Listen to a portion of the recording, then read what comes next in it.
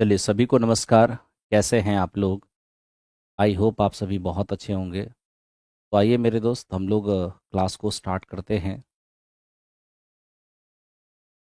ये हमारे पास आज हम सेट नंबर 39 को सॉल्व करेंगे, क्योंकि कल हमने 38 को सॉल्व किया था। और जो भी हमारा एक सेट पीछे चल रहा है उसको हम सैटरडे संडे में कंप्लीट करेंगे। ठीक है, तो चलिए सेट को शुरू करते हैं। ठीक है, देखो सेट नंबर 39 में क्वेश्चन एवरेज है, और एवरेज क्वेश्चन है तो हम कोशिश करते हैं कि उसको थोड़ा जल्दी से सॉल्व किया जाए। अब यहाँ देखो, अल्फ़ा और बीटा मिलके 90 है। अल्फ़ा 2 बीटा के बराबर है। मैं कहा उसका मान क्या होगा। सबसे पहले बताओ, ये मेरे दोस्त हमारा अल्फ़ा है। अगर अल्फ़ा 2 बीटा के बराबर है तब तो अल्फ़ा की जगह 2 बीटा रख सकते हैं, और एक बीटा यहाँ है, कितना हो जाएगा 90। ये मेरा 3 बीटा, अगर मेरा 90 है तो बीटा क्या हो जाएगा, ये मेरा 30 हो जाएगा। और जब मेरा बीटा 30 हो गया तो अल्फ़ा क्या हो जाएगा, 30 × 2 यानी कि 60 हो जाएगा। तो देखिए बीटा हमारा 30 है और अल्फ़ा हमारे पास 60 है। ठीक है ना, ये अल्फ़ा है। तो कॉस 60 1/2 स्क्वायर करेंगे 1/4, साइन 30 1/2 स्क्वायर करेंगे 1/4, जोड़ेंगे तो 1/2 हो जाएगा। यानी इस क्वेश्चन का आंसर 1/2 हो जाएगा। ठीक है, तो ये था हमारा क्वेश्चन नंबर 1। देखिए रंजीता चौहान, अगर आपको मेरी मदद की ज़रूरत है ज़रूर मदद मिलेगा, आप इसके लिए टेंशन मत लीजिए। ठीक है सर, TRE 4 बैच में टाइम एंड वर्क नहीं हुआ है, फर्स्ट बैच में ज़रूर होगा टाइम एंड वर्क, हम उसे अवश्य पढ़ाएंगे। ठीक है ना, नेक्स्ट क्वेश्चन पे आइए। देखिए ये क्वेश्चन क्या है। कह रहा है कि एक रेलगाड़ी 75 किलोमीटर की दूरी एक निश्चित चाल से तय करती है और 90 किलोमीटर की दूरी सामान्य चाल से 10 किलोमीटर पर आवर अधिक चाल से तय करती है। यदि पूरी यात्रा में 3 घंटे का समय लगता है तो सामान्य चाल से रेलगाड़ी को 300 किलोमीटर की दूरी तय करने में कितना टाइम लगेगा। अब सबसे पहले आप देखिए वो क्या कर रहा है। 75 किलोमीटर का डिस्टेंस ट्रेवल कर रहा है और 90 किलोमीटर का डिस्टेंस ट्रेवल कर रहा है। तो 75 किलोमीटर का डिस्टेंस सामान्य चाल से जा रहा है, मान लो एक्स की स्पीड से जा रहा होगा। ठीक है, उसके बाद क्या बोल रहा है, 90 किलोमीटर की दूरी 90 किलोमीटर की दूरी सामान्य चाल के 10 ज़्यादा स्पीड में जा रहा है। सामान्य चाल अगर x है तो इससे 10 ज़्यादा हो जाएगा x+10। ठीक है, तो ये हो गया मेरा 75 किलोमीटर की दूरी x की स्पीड से, और ये 90 किलोमीटर की दूरी x+10 की स्पीड से। और हमें कह रहे हैं कि टोटल टाइम यहाँ पर कितना लग गया है, 3 घंटे का टाइम लग गया है। ठीक है मेरे दोस्त, अब आपको यहाँ पर क्या करना है, कैलकुलेशन इस तरह से करना है मेरे दोस्त, ताकि ये हमारा यात्रा पूरा करने में 3 घंटा लगता है। Very good. इस तरह से यहाँ पर यानी एक्स का ऐसा वैल्यू होना चाहिए कि ये जो मेरा 3 घंटा है ये वेरीफाई हो जाए। ठीक है, तो एक्स का क्या वैल्यू होगा, रुक जाओ पहले। रेलगाड़ी पहले 75 किलोमीटर की दूरी एक निश्चित चाल से तय करती है और अगले 90 किलोमीटर की दूरी सामान्य चाल से 10 की स्पीड अधिक करके तय करती है। ठीक है भाई, 10 की स्पीड अधिक करके तय करती है। तो बताओ सर क्या होगा। अब यहाँ पर हम ऐसा मान रखेंगे जिससे हमारा कैलकुलेशन आसान हो। क्यों, क्योंकि आगे हमें यही तो कहा है, सामान्य चाल से कितना जाना है, सामान्य चाल से 300 किलोमीटर जाना है। 300 किलोमीटर सामान्य चाल को x माने हैं तो x की स्पीड से जाना है। ठीक, कितना टाइम लगेगा, तो x का मान निकालना होगा। तो अब देखो क्या है मेरे दोस्त कि इसको अगर सॉल्व करते हैं तो क्वाड्रेटिक इक्वेशन होगा, लेकिन हम इसको सॉल्व नहीं करना चाहते, क्योंकि सॉल्व करेंगे क्वाड्रेटिक होगा तो हालत ख़राब हो जाएगा। आप एक काम कर लो, 3 से काट लो इसको, 3 एकम 3, 30 तिया 90, और मेरे दोस्त 25 तिया 75। ये हमारा हो जाएगा 25/x। ये हमारे पास 30/x प्लस में 10, और बराबर कितना है 1। मैं ये चाह रहा हूँ, यहाँ पर आप कोई मान पुट करो। जैसे देखो x का मान अगर ऐसा रखेंगे, क्योंकि 1 इधर है ना, 1 का मतलब इंटीजर, ऐसा मान रखो जिससे कट जाए। अगर 25 रखोगे, 25 से कम 25 1 घंटा, तो जब 1 घंटा यहीं पर हो जाएगा तो कुछ भी जोड़ेंगे तो 1 से बड़ा हो जाएगा, तो 25 से काम नहीं चलेगा। तो ऐसा करो, x का मान 50 रख के चेक करो। x का मान 50 रखोगे तो 1/2 होगा। x का मान 50 रखोगे 1/2 होगा। और ये 1/2 1/2 ये मेरा 1 हो जाएगा। यानी बिल्कुल वेरीफाई कर गया x का मान 50 रखने पर। अब वही x का मान 50 यहाँ पर रख दो, 300/50 यानी कितना हो जाएगा, 6 घंटा। मतलब इस क्वेश्चन का रिजल्ट मेरा क्या हो जाएगा, 6 आवर हो जाएगा। ठीक है, तो 6 आवर इस क्वेश्चन का आंसर। रंजीता चौहान, आप रो क्यों रही हैं? मैंने कहा कि आपको मेरी मदद मिलेगा। ठीक है, आप कल 12:30 बजे ऑफिस वाले नंबर पर फ़ोन करना, हम आपसे बात करेंगे कि क्या आपको समस्या है। निक्की जी, बढ़िया नहीं है हम, क्या हुआ? क्या समस्या है कि आप बढ़िया नहीं हो? क्या प्रॉब्लम है? अच्छा ठीक है, रिजल्ट गारंटेड बैच में परसेंटेज स्टार्ट करिए। बस मेरे दोस्त, परसेंटेज स्टार्ट कर देंगे 11 तारीख से। ठीक है, 11 तारीख से। ठीक है, ठीक है मेरे दोस्त, परसेंटेज अवश्य स्टार्ट होगा। अब इसको देखो, ये क्या है, 3√3 x³ और 2√2 i³ बराबर इतना। बताइए a इंटू बी और बटे c का मान क्या होगा। आप सबसे पहले समझिए कि ये जो आपका 3√3 x³ और 2√2 i³ है, क्या हम इसको √3 x का क्यूब लिख सकते हैं? हैं? और √2 y क्या मैं इसका क्यूब लिख सकता हूँ? ठीक। अब मेरे दोस्त क्या है, √3 x का क्यूब और √2 y का क्यूब, क्योंकि √3 x का क्यूब करेंगे तो यही आएगा, √2 y का क्यूब करेंगे तो यही आएगा।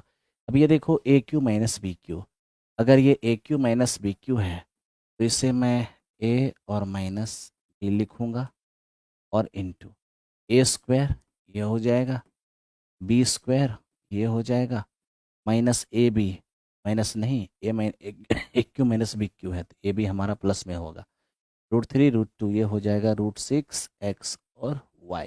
ठीक। अब आप कंपैरिजन करिए, कंपैरिजन करिएगा तो देखिए जो यहाँ पर है वही तो यहाँ पर है। अब यहाँ देख लीजिए, x² का कोफिशिएंट क्या है, a है, y² का क्या है, b है, xy का क्या है, c है। तो इस तरह से a का मान 3, b का मान 2, c का मान √6। हमें क्या चाहिए, a इंटू बी और बाय में c। ठीक, a कितना हो जाएगा 3, b कितना हो जाएगा 2 और c कितना है मेरा √6। सॉल्व करेंगे ये मेरा √6 ही आएगा। तो यही इस क्वेश्चन का आंसर हो गया, है ना। उम्मीद है आपको समझ में आया होगा, आप लोग बनाए होंगे। सर 4.0 अपडेटेड बैच के बारे में बताइए, कैसे लेना है और कौन सा बैच लेना है। आपको श्रद्धा बैच लेना है जाकर प्लेटफॉर्म बाय नवीन कुमार सिंह एप्लीकेशन पर। ठीक है, आगे चलो नेक्स्ट क्वेश्चन पे चलते हैं। अब देखो ये क्वेश्चन क्या है, त्रिभुज का क्षेत्रफल 15 वर्ग सेमी है, इसके अंतःवृत्त की त्रिज्या 3 सेमी है, इसका परिमाप क्या होगा। तो मेरे दोस्त आप इस चीज़ को देखो जरा सा, ये देखो ये हमारे पास एक ट्रायंगल है। ठीक है, ये रहा मेरा एक ट्रायंगल और इस ट्रायंगल का एरिया कितना है 15, अंतःवृत्त की त्रिज्या कितना है, तो आप यहाँ पर देख लीजिए अंतःवृत्त की त्रिज्या है कितना,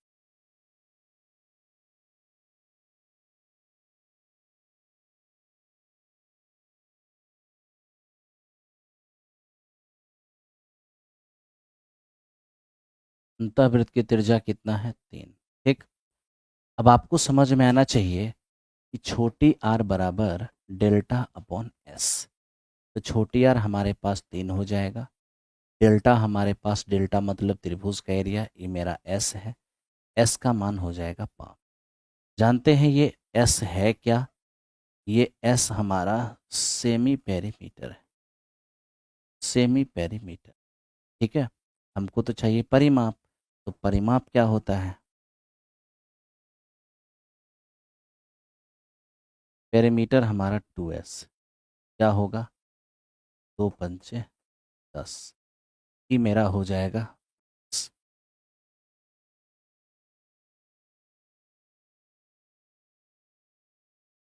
एक चैप्टर केवल निकला है श्रद्धा बैच में, केवल एक चैप्टर। ठीक है, चलिए रंजीता चौहान ध्यान दीजिए, सभी लोग ध्यान दीजिए। केवल एक चैप्टर श्रद्धा बैच में हुआ है और वो चैप्टर है ट्रिगोनोमेट्री। अभी हमने उसमें टाइम एंड वर्क स्टार्ट किया है, किसी को टेंशन लेने की ज़रूरत नहीं। ठीक है, चलो अब आ जाओ नेक्स्ट क्वेश्चन पर। नेक्स्ट क्वेश्चन को देखो। कह रहा है कि एक दुकानदार क्रय मूल्य से 40% अधिक अधिक पर अपने सामान को अंकित करता है। अंकित मूल्य पर 25% की छूट देता है, उसका लाभ हानि क्या होगा? अब देखो सीपी क्या है, सीपी को 100 मान लो, सीपी से बढ़ा के एमपी बनाया और फाइनली बेच दिया। देखो 40% बढ़ा के अंकित किया तो एमआरपी 140 हो जाएगा। अब इस 140 पर उसने छूट कितना दिया है? छूट दिया है 25%। 25% की छूट का मतलब यह है कि 1/4 की छूट। 25% की छूट का मतलब 1/4, और इसका 1/2 करेंगे 70, 1/4 करेंगे 35। अगर 35 हम छोड़ देते हैं तो 105 में बेचेंगे। मेरे दोस्त 100 का चीज़ 105 में बेचेंगे, फाइनली मुझे क्या होगा? 5% का लाभ हो जाएगा। तो 5% का लाभ इस क्वेश्चन का होगा। बहुत आसान है, कहीं कोई दिक्कत नहीं। ठीक है, इसको देखो ये क्या है। अब आप मेरे दोस्त यहाँ पर क्या देख रहे हो? अगर हम यहाँ थीटा का वैल्यू पुट करें तो क्या ये नहीं बनेगा? बिल्कुल बनेगा। चेक कर लेते हैं क्या होता है। मेरे दोस्त थीटा का मान आप 45 पुट कर लो। अगर आप 45 पुट करोगे, साइन 45, ठीक है, साइन 45 1/√2 हो जाएगा, माइनस कॉट 45 ये मेरा 1 है, 1 प्लस कॉसेक 45 ये √2 होगा। ये √2 चला जाएगा ऊपर, माइनस, अब ये रेशनलाइज हो जाएगा जैसे ही, तो √2 - 1 हो जाएगा। फाइनली 1 इस क्वेश्चन का आंसर हो गया। 1 हो गया इस क्वेश्चन का आंसर। ठीक है भाई, चलो thank you very much. Next question. मेरे दोस्त मैं भी क्लास करा रहा हूँ, क्लास कराने के बाद पुरुषोत्तम राज मैं आपको बात करता हूँ। आप टेंशन मत लो मेरे दोस्त, ठीक है, टेंशन मत लो, आपसे हम बात करेंगे, डोंट वरी। ठीक है, अब यहाँ देखो, 14 का क्यूब, 16 का क्यूब, 18 का क्यूब और डॉट डॉट डॉट 30 का क्यूब का मान क्या होगा? आप सबसे पहले बताइए। 14 के क्यूब को आप 2 का क्यूब गुना 7 का क्यूब लिख सकते हो। आप 16 के क्यूब को 2 का क्यूब गुने 8 का क्यूब लिख सकते हो। आप 18 के क्यूब को 2 का क्यूब गुने 9 का क्यूब लिख सकते हो। उसी तरह से 30 के क्यूब को आप 2 का क्यूब और गुने 15 का क्यूब लिख सकते हो। ठीक है, अब देखो इनमें से मेरे दोस्त 2 का क्यूब कॉमन आ जाएगा। ठीक, 7 का क्यूब प्लस 8 का क्यूब प्लस 9 का क्यूब, इसी तरह से बढ़ते हुए हो जाएगा 15 का।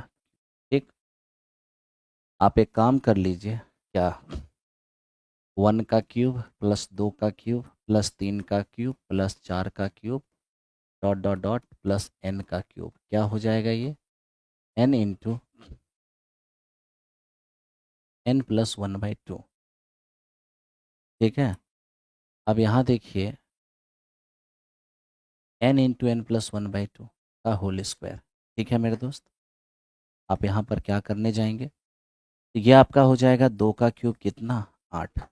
ठीक, अब 2 का क्यूब 8, इसको आप साइड रहने दीजिए और इसको कैसे कैलकुलेट करिएगा? एक काम कीजिए, 1 का क्यूब प्लस 2 का क्यूब करते हुए आप 16 तक का क्यूब निकाल लीजिए और इसमें से, ठीक है, सॉरी, आपको 7 से 15 चाहिए ना, तो आप ऐसा करो ना, 1 से 15 तक का क्यूब निकाल लो और इसमें से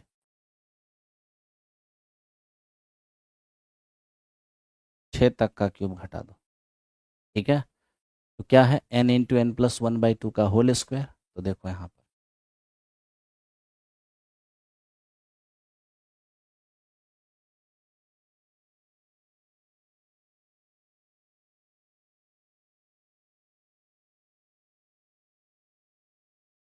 ध्यान दो यहाँ पर, 15 × 16 n × n+1/2 माइनस 6 × 7 और बटे 2 का होल स्क्वायर। ठीक है, इस फॉर्मूले पर बैठा दिया। 1 से 15 है तो n का मान 15, 1 से 6 है तो n का मान 6। ठीक, अब ये देखिए 8, 120 का स्क्वायर क्या होगा, 14,400। यहाँ पर मेरे पास हो जाएगा 3 और 3 × 7 = 21, 21 का स्क्वायर हो जाएगा 441। ठीक है, अब आप क्या कीजिए,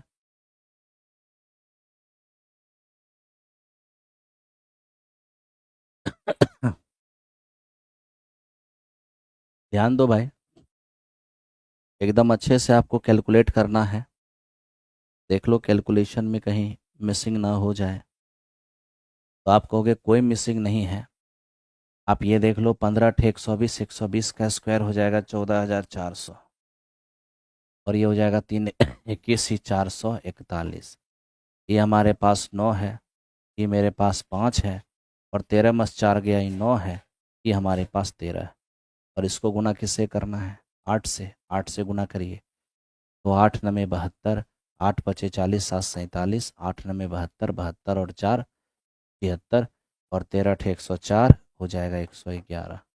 ठीक है, 111, यानी कौन सा आंसर होगा मेरे दोस्त, हमारे इस क्वेश्चन का आंसर हो जाएगा option number C, option number C. चलिए बढ़िया, ध्यान दीजिए, बनाइए इसको। ए की आय बी की आय से 50% अधिक है, ए की आय से 40% की वृद्धि, बी के इनकम में 90% की वृद्धि हुआ, उनका संयुक्त आय क्या होगा। अब देखो क्वेश्चन में क्या लिखा है, ए की इनकम बी से 50% ज़्यादा है, बी के इनकम को 100 मान लीजिए, इससे 50% ज़्यादा, ये हमारा 150 हो जाएगा। ठीक है, ए के इनकम में 40% की वृद्धि किया जाए, 40% बढ़ा दीजिए, और बी के इनकम को 90% से बढ़ा दीजिए, 90% से बढ़ा दीजिए। ठीक, अब इसको 40% से बढ़ाएंगे तो 210 हो जाएगा, क्यों, क्योंकि इसका 40% 60 होगा, 60 बढ़ाओगे 210, इसका 90% 90 90 बढ़ा दोगे तो हो जाएगा 190। ठीक है, तो ये फाइनली आपका हो गया 400। और यहाँ पर कितना है, यहाँ पर अगर आप देख लो तो ये आपके पास है केवल 250। ठीक है, अब देखो 250 से अचानक से 400 हो जाएगा तो इंक्रीज हो जाएगा 150 का, इससे ये हो जाएगा 250 से और इंटू 100। अब यहाँ से आप देखोगे तो मेरे दोस्त 10 से 10 तो जाएगा, 25 से 4 बार में जाएगा, 15 4 कितने हो जाएंगे, 60 हो जाएंगे। तो इस क्वेश्चन का रिजल्ट मेरा कितना हो जाएगा, 60% हो जाएगा, 60%।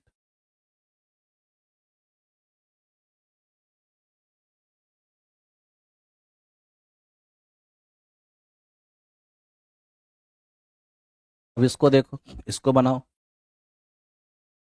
एक टावर के शीर्ष भूमि पर टावर के आधार से 32 मीटर की दूरी, 18 मीटर की दूरी पर सीधी रेखा पर दो बिंदु आपस में कॉम्प्लीमेंट्री बनाता है, पूरक है। तो बताइए टावर की ऊंचाई क्या हो जाएगा। अब आप यहाँ देख लीजिए, ये आपका एक टावर है। ठीक है, टावर की जड़ से D1 की दूरी पर एक पॉइंट है, टावर की जड़ से 18 मीटर की दूरी पर एक पॉइंट है, और टावर की जड़ से 32 मीटर की दूरी पर एक दूसरा पॉइंट है, एक दूसरा पॉइंट है। और क्वेश्चन ने स्पष्ट कहा है कि दोनों पॉइंट पर टावर के शीर्ष से बनने वाला जो कोण है वो आपस में कॉम्प्लीमेंट्री है। ये मेरे दोस्त कॉम्प्लीमेंट्री, अगर ये थीटा है तो ये मेरा 90 माइनस थीटा है। तो ध्यान रखना, कभी भी ऐसा क्वेश्चन सामने हो कि एक टावर से D1 की दूरी पर एक पॉइंट, D2 की दूरी पर दूसरा पॉइंट, और ये दोनों ही एंगल आपस में कॉम्प्लीमेंट्री हो, तो इस स्थिति में ये जो हाइट होता है क्या, D1 इंटू D2, यानी कि 18 और गुने में 32, तो 9 गुने 64, यानी 3 गुने कितना 8, क्या हो जाएगा 24। तो इस क्वेश्चन का रिजल्ट कितना हो जाएगा, 24। इस क्वेश्चन का रिजल्ट 24।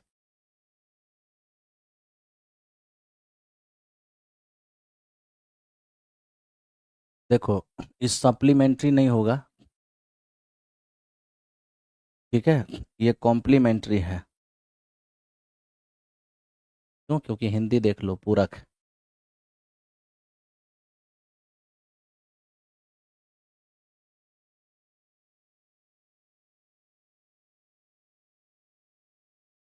चलो आंसर दो।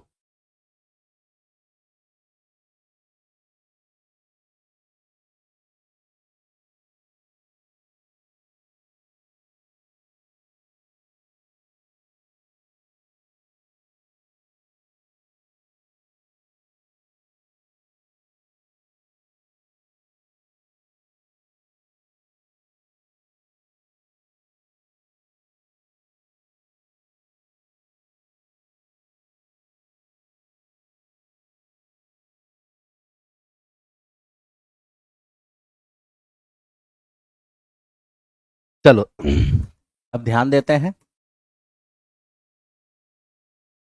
हमारे पास एक त्रिभुज है पी क्यू आर, ठीक है। इसका एरिया है 180। हमें कहा क्यू आर पर एक पॉइंट है एस। क्यू आर पर एक पॉइंट एस इस प्रकार है कि अगर हम पी एस को मिला दें तो पी एस जो है क्यू पी आर यानी इस एंगल के लिए बाइसेक्टर है, ठीक है। त्रिभुज पी क्यू आर में क्यू आर पर एक पॉइंट एस इस प्रकार है, ठीक है, जिससे कि पी एस को मिला दें तो ये P S Q P R इस एंगल का बाइसेक्टर हो जाए, ठीक है। इसके बाद पी क्यू और पी आर 2:3 है। पी क्यू और पी आर ये आपका 2:3 है, ठीक है। पी एस आर का क्षेत्रफल क्या होगा? पी एस आर का क्षेत्रफल, पी एस आर, ठीक, कोई बात नहीं। पहले आप ये सुनो, अगर आपके पास कोई त्रिभुज है, ठीक है, त्रिभुज के शीर्ष से आधार को मिलाने वाली लाइन अगर आधार को 2:3 में बांट रही है तो श्योर रहिए कि एरिया रेशियो भी 2:3 ही होगा। एक ही आधार और एक ही शीर्ष से जितने भी त्रिभुज बनेंगे, जो बेस रेशियो होगा वही एरिया रेशियो होगा, ठीक है। अब सबसे पहले आप ये समझिए, ये है angle bisector. Angle bisector theorem पहले इसमें लगेगा। किसी त्रिभुज के शीर्ष कोण का बाइसेक्टर बेस को जिस रेशियो में बांटेगी वही रेशियो ई दोनों भुजा का होगा। ई दोनों भुजा का रेशियो 2:3 है, तो इसका रेशियो भी 2:3 ही हो। आखिर ये 2:3 कैसे हो गया? एंगल बाइसेक्टर थ्योरम से। एंगल बाइसेक्टर थ्योरम कहता है कि किसी त्रिभुज के शीर्ष कोण का बाइसेक्टर बेस को जिस रेशियो में बांटेगा उसी रेशियो में साइड, जिस रेशियो में बेस को बांटेगा वही रेशियो अन्य साइड का भी होगा। तो जो इसका रेशियो वही इसका रेशियो। अगर ई 2:3 होता तो ये भी 2:3 होता। आज ये 2:3 है तो ये भी 2:3 हो गया, ठीक है भाई। और अब मेरे दोस्त क्या आप देख रहे हो कि सेम वही बात यहाँ होना है क्या? ये मेरा एक त्रिभुज है, ये शीर्ष से आधार को मिलाने वाली लाइन है। तो अगर बेस को 2:3 में बांट रहा है, इसका एरिया भी 2:3 ही होगा। इसका एरिया भी 2:3 ही होगा। तो आप ही बता दीजिए, इसका एरिया 2, इसका एरिया 3, तो पूरा एरिया 5, और यही एरिया दिया है 180। एक का मान हो जाएगा 72, सॉरी, एक का मान हो जाएगा 36। इसका मान मांगा है P S R, P S R इसका एरिया मांगा है। एक का मान 36 है तो 3 का मान 108 हो जाएगा, यानी इस क्वेश्चन का आंसर हमारा 108 हो जाएगा। तो इस क्वेश्चन में दो दो थ्योरम लग रहा था। एक थ्योरम तो सर एक बात बताइएगा कि मैथ देख करके लगता है कि बन जाएगा और फंस जाता है, उसके लिए क्या करना चाहिए? बारंबार बारंबार प्रैक्टिस करना चाहिए, ठीक है मेरे दोस्त। चलो 11 नंबर सवाल पे आओ। लगातार मेरे दोस्त मैं आपको ये चीज़ सजेशन दे रहा हूँ कि अगर पीजीटी 11th-12th मैथ्स की तैयारी कोई भी आपका दोस्त मित्र बंधु बांधव करता होगा तो इस वक्त पूरे बिहार के अंदर, आप यूँ कहें कि कहीं भी बिहार या out of Bihar, maximum result PGT maths के अंदर अगर किन्हीं ने दिया है, किन्हीं का रहा है, तो सर का रहा है। ये इस बार का भी रिकॉर्ड है। इसलिए जो भी तैयारी करता होगा आपके दोस्त मित्र बंधु बांधव, उन्हें जरूर बता दीजिएगा कि 4000 पर प्लस क्वेश्चन का प्रैक्टिस पीजीटी 11th-12th के लिए कौशलेंद्र सर के द्वारा लाया गया है, ठीक है। अब मित्र यहां पर देखो, a + b + c + d = 2 है, ठीक है। 1+a 1+b 1+c 1+d, ठीक है, का अधिकतम मान क्या होगा। एक बात याद रखना, x इंटू वाई मैक्सिमम तभी होगा जब x बराबर y होगा, समझ रहे हो। साथ ही साथ x प्लस वाई मिनिमम तभी होगा जब x बराबर y होगा। तो आज अगर ये गुना हो करके मैक्सिमम होना चाहता है तो ये मैक्सिमम तभी हो पाएगा जब ये हर टर्म इक्वल होगा, ठीक है। तो मेरे दोस्त, गुना होकर मैक्सिमम तभी होगा जब गुना होने वाली हर टर्म इक्वल होगा। गुना होकर के मैक्सिमम तभी होगा जब गुना होने वाली हर टर्म इक्वल होगा।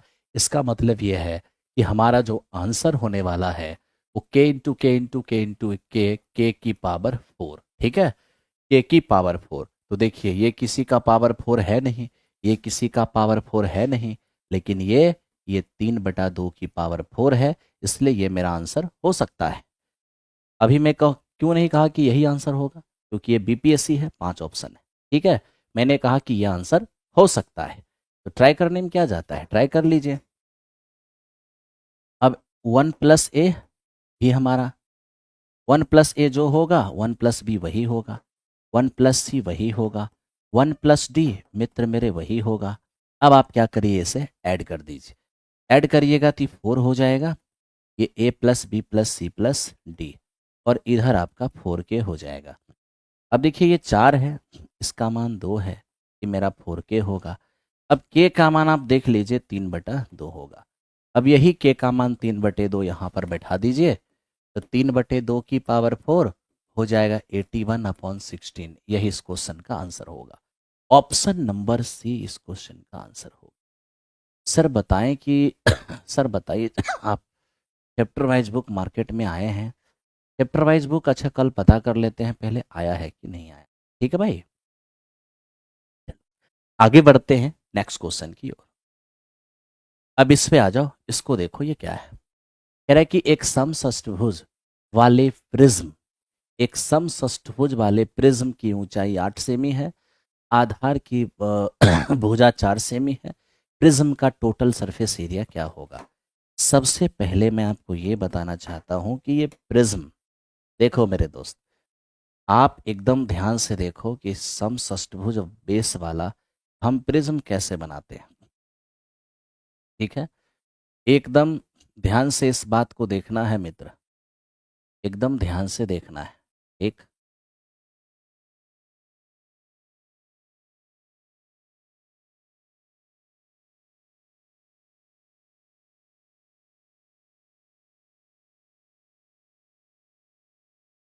देखिए, आप अगर गौर से मेरे दोस्त देखोगे, आप देख लो, आपका प्रिज्म बनके तैयार है। यह है समषष्ठभुज वाला प्रिज्म मित्र मेरे, एक ऐसा प्रिज्म जिसके बेस में हेक्सागन है, जिसके बेस में हेक्सागन है, और इस हेक्सागन का साइड कितना है, 4 सेमी। साथ ही साथ इस प्रिज्म की ऊंचाई कितना है, ये ऊंचाई है 8 सेमी, ठीक है, 8 सेमी। आपको पता होना चाहिए कि प्रिज्म का टोटल सरफेस एरिया होता क्या है। प्रिज्म का total surface area, curve surface area plus 2 into base area, क्योंकि जो नीचे में बेस है वही ऊपर बेस है, तो आप कह सकते हो curve surface area plus 2 into base area, curve surface area और प्लस 2 इंटू बेस एरिया, ठीक है मित्र। अब देखो ना, अगर कर्व सरफेस एरिया और 2 इंटू बेस एरिया की बात करें तो कर्व सरफेस एरिया क्या होता है प्रिज्म में, ये होता है पेरीमीटर, आधार का परिमाप, आधार का परिमाप यानी पेरीमीटर ऑफ बेस और इंटू हाइट, यह है कर्व सरफेस एरिया, ठीक, प्लस 2 इंटू बेस एरिया, तो 2 इंटू बेस एरिया, बेस में क्या है हेक्सागन, और हेक्सागन का एरिया क्या होता है 6 गुने समबाहु त्रिभुज का एरिया, 6 गुने समबाहु त्रिभुज का एरिया, ठीक है। 6 इंटू इक्विलेटरल, 6 इक्विलेटरल ट्रेंगल से बना यह हेक्सागन है। तो बेस का एरिया मतलब हेक्सागन का एरिया, और हेक्सागन का एरिया यानी 6 गुने समबाहु का एरिया। नीचे भी हेक्सागन ऊपर भी हेक्सागन, इसलिए मैंने क्या किया, हेक्सागन के एरिया को डबल कर दिया। ठीक है, अब अगर बेस का पेरीमीटर लेने जाएंगे तो 4 4 4 4 4 4 4, मेरे दोस्त क्या हो जाएगा 24, और ऊंचाई हमारा 8 है, प्लस ये कितना हो जाएगा, ये कट जाएगा इससे, 1 4 24 दूनी 48, 48√3 हो जाएगा। ये 192 और प्लस 48√3 हो जाएगा। अगर यहाँ से 48 कॉमन लेते हैं, 4 और प्लस में √3 हो जाएगा, यानी 48 into 4 plus √3। Option number C इस क्वेश्चन का आंसर हो। पढ़ने में एकदम नहीं लगता, 90 नंबर लाकर नहीं रिजल्ट हुआ, अब क्या करें। पेरेंट्स बहुत बोल रहे हैं कि क्या करें, प्लीज़ सजेस्ट कीजिए, आपसे पर्सनल बात कैसे होगी। आप मेरे दोस्त कल आप 12:30 बजे ऑफिस वाले नंबर पर फ़ोन करना, हम ऑफिस में ही रहेंगे और उसी वक्त आपसे बात करेंगे। ठीक है, आप टेंशन मत लो। ठीक है दोस्त, आओ, ये हमारा 12 नंबर सवाल है। अब चलते हैं 13 नंबर सवाल पर। 13 नंबर क्वेश्चन है कि त्रिभुज P Q R, triangle P Q R में एंगल पी क्यू आर बराबर 90, पी क्यू आर 90 यानी क्यू का मान कितना है 90, पी क्यू बराबर 10, पी आर बराबर 26, अंतःवृत्त की अंतः त्रिज्या क्या होगी।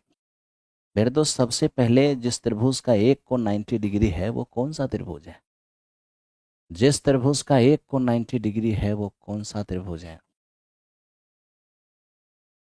ये देखिए क्यू आपका 90 है, ये आपका पी हो गया, ये आपका आर हो गया। ठीक है, अब देख रहे हैं पी क्यू हमारा 10 सेमी है, पी क्यू हमारा 10 सेमी है, पी आर हमारा 26 है, पी आर 26 सेमी है, और अब देखिए दोस्त, ये मेरा 10 है, ये मेरा 26 है, तो श्योर ट्रिपलेट से मेरा 24 हो जाएगा। ठीक है, अब हमसे अगर कहा गया कि अंतःवृत्त की त्रिज्या बताइए क्या होगा, अंतःवृत्त की त्रिज्या। ठीक है, तो अंतःवृत्त की त्रिज्या मेरा ये हो जाएगा, तो अंतःवृत्त की त्रिज्या होगा क्या, समकोण त्रिभुज में इन रेडियस लंब प्लस आधार माइनस कर्ण बटे 2, और समकोण त्रिभुज में जो सरकम रेडियस होता है वो हाइपोटनीज बाई 2 होता है, तो इन रेडियस क्या हो जाएगा, लंब प्लस आधार और माइनस कर्ण और बटे 2। ठीक है, ये हो जाएगा हमारा 34 में 26 जाएगा 8, 8 बटे 2 कितने हो जाएंगे, 4 हो जाएंगे। अब ये देखो कैपिटल आर मेरा क्या हो जाएगा, हाइपोटनीज का आधा, तो 26 का आधा ये कितना हो जाएगा, 13 हो जाएगा। ये छोटी आर का मान है, सॉरी बड़ी आर का मान, ये हमारा छोटी आर का मान, मतलब इन रेडियस जो है मेरा 4 हो जाएगा, सरकम रेडियस मेरा 13 हो जाएगा। हमसे इन रेडियस की बात किया है इसलिए 4 इस क्वेश्चन का आंसर हो जाएगा, 4 4 4। ठीक है ब्रदर, चलो नेक्स्ट क्वेश्चन। ठीक है, ये हमारा 13 नंबर क्वेश्चन है। आते हैं 14 को, देखिए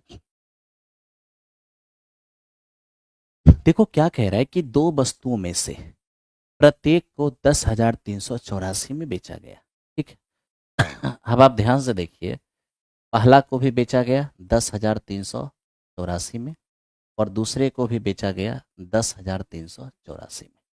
ठीक है ब्रदर, अब इन दोनों को अगर जोड़ दिया जाए तो क्या हो जाएगा, पहले को भी इतना में बेचा गया, दूसरे को भी इतना में बेचा गया, अगर दोनों मिला के देखा जाए तो क्या हो जाएगा, ये 4 4 8 होगा, 8 8 16 हो जाएगा, 3 3 6 और 1 7, 10 10 20 हो जाएंगे, 20,168।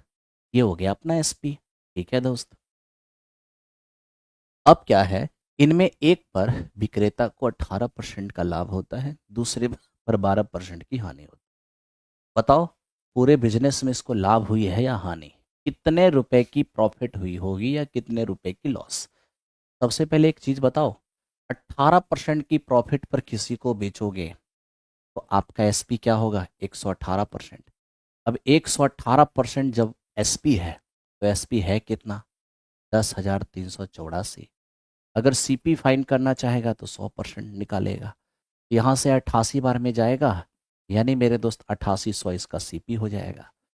दूसरी वस्तु को बेचा है 12% की हानि पर, बेचा तो इतना में ही है, पहला पर 18% का लाभ हुआ तो यहाँ से सीपी निकाल लिए, दूसरा को इतना में बेचे हैं तो 12% की हानि, 12% की हानि का मतलब है 88% में बेचना, जब 88% में बेच रहे हैं तो 10,384 में बेच रहे हैं। अगर सीपी चाहिए तो 100% का मान निकालिए। आप 100% का मान जैसे ही निकालोगे इससे 118 यानी 11,800 हो जाएगा। तो आप इस तरह से क्या देखें, ये जो बिक्री मूल्य है जिसका, उसका सीपी है इतना, और ये जिसका बिक्री मूल्य है उसका सीपी है इतना। अगर हम सीपी को एक साथ ऐड कर दें तो कितना हो जाएगा, तो 8800 और 11,800, ये 008816 होगा, 11,819 और 1 20 हो जाएगा, यानी कि 20,600, और ई हमारा हो जाएगा 20,868। अब आप खुद ही देख लो यहाँ पर कि क्या होता है। तो मेरे दोस्त यहाँ पर अगर हम देखने जाएंगे तो 20,768 और ये मेरा 20,600, तो ई मेरा है एसपी और ई मेरा है सीपी। तो 20,600 की चीज़ को इतना में बेचेंगे तो 168 रुपये की लाभ हो जाएगी, यानी इस क्वेश्चन का आंसर ऑप्शन नंबर सी हो जाएगा। बड़ी बारीकी से सॉल्व करना है, आपको टेंशन नहीं लेना है, आप काम करते रहिए। ब्रदर पुरुषोत्तम भाई, मैं कल आपसे बात करूंगा मेरे दोस्त, आप क्यों टेंशन ले रहे हो, मैं कल आपसे बात करूंगा, ठीक है भाई। आओ फिलहाल काम कर लेते हैं थोड़ा सा, ठीक। अब इसको देखो, ये क्या है, हमें कह रहा है कि एक वृत्ताकार चादर से 42 सेमी लंबी और 14 सेमी चौड़ी एक आयताकार चादर काटी जाती है। वृत्ताकार चादर का क्षेत्रफल कम से कम क्या होगा। एक बात बताऊं क्या, सबसे पहले कुछ टेक्निक सीखो, इस क्वेश्चन को पढ़ो। हर क्वेश्चन बहुत आसानी से यूं ही सॉल्व नहीं होता। अब जैसे हम इस क्वेश्चन को थोड़ा फील करते हैं, हम देख रहे हैं कि एक चादर है जिसकी लंबाई दिया है, चौड़ाई दिया है। क्या मतलब हुआ कि ये एक चादर की लंबाई इतना और चादर की चौड़ाई इतना, ठीक है। तो मेरे दोस्त इतना लंबी और इतना चौड़ी एक आयताकार चादर काटी गई, किससे, वृत्ताकार चादर से, और वृत्ताकार चादर का क्षेत्रफल कम से कम। मैं आपसे यही सवाल पूछता हूं, यहां पर यह समझना थोड़ा मुश्किल हो रहा होगा जब आप बना रहे होंगे कि ये जो आयताकार चादर काटा गया एक वृत्ताकार चादर से, तो क्या ये आयताकार चादर का चारों शीर्ष वृत्त के परिधि पर था या परिधि के अंदर था। तो मेरे दोस्त आपको टेक्निकली सोचना है कि जब वृत्ताकार चादर से एक आयताकार चादर काटा गया और हम वृत्त का रेडियस नहीं जान रहे हैं, तो अपना मन से तो उसको परिधि पर नहीं डाल सकते हैं, अपना मन से तो आयत के शीर्ष को परिधि पर नहीं रख सकते। लेकिन एक क्लू दे दिया कि सर वृत्त का एरिया कम से कम क्या होगा। तो अगर वृत्त के एरिया को कम से कम रखना है तो बहुते कम तो नहीं करेंगे, कम से कम वृत्त को उतना बड़ा तो रखेंगे जिससे वो आयताकार चादर काटा जा सकता है। यानी कुल मिला के हमें ये क्लियर कर दिया क्वेश्चन, वृत्त के एरिया कम से कम बोलकर, कि आप आयताकार चादर के चारों शीर्ष को वृत्त के परिधि पर रखिए। क्यों, क्योंकि हम भले ही वृत्त का रेडियस नहीं दिए हैं लेकिन हम वृत्त का एरिया कम से कम चाहते हैं। तो कम से कम वृत्त का एरिया का क्या मतलब हुआ, कम से कम उतना तो रखिएगा जिससे कि वो आयताकार चादर काटा जा सके, है ना। यानी इससे स्पष्ट हो गया कि सर ये जो आपके पास वृत्ताकार चादर है इसकी डायमेंशन कितना रखना होगा, कम से कम उतना तो रखना होगा, वृत्ताकार चादर का कम से कम साइज उतना तो रखना होगा जिससे 42 सेमी लंबी और 14 सेमी चौड़ी आयताकार चादर काटा जा सके, ठीक है। तो मेरे दोस्त इससे आपने देखा कि ये क्लियर हो गया, ये क्लियर हो गया कि जो हमारा आयताकार चादर है उसकी चारों शीर्ष वृत्ताकार चादर की परिधि पर। क्या लगता है कि इससे भी छोटा वृत्त ले सकेंगे, नहीं, इससे छोटा वृत्त नहीं ले पाएंगे। भले ही वृत्त के एरिया कम से कम बोला है लेकिन इससे छोटा वृत्त इसलिए नहीं ले सकते हैं क्योंकि वृत्त से ही ये आयत काटना है, कम से कम इतना तो वृत्त रखना ही पड़ेगा ताकि ये काटा जा सके, ठीक है। यानी आप स्पष्ट हो गए कि वृत्त आयत के चारों शीर्ष से गुजरेगी, अर्थात आयत के चारों शीर्ष वृत्त के परिधि पर होगा। अब मेरे दोस्त अगर हम इसको मिला दें, आप सोच के देखिए, ये सेंटर है, ठीक है।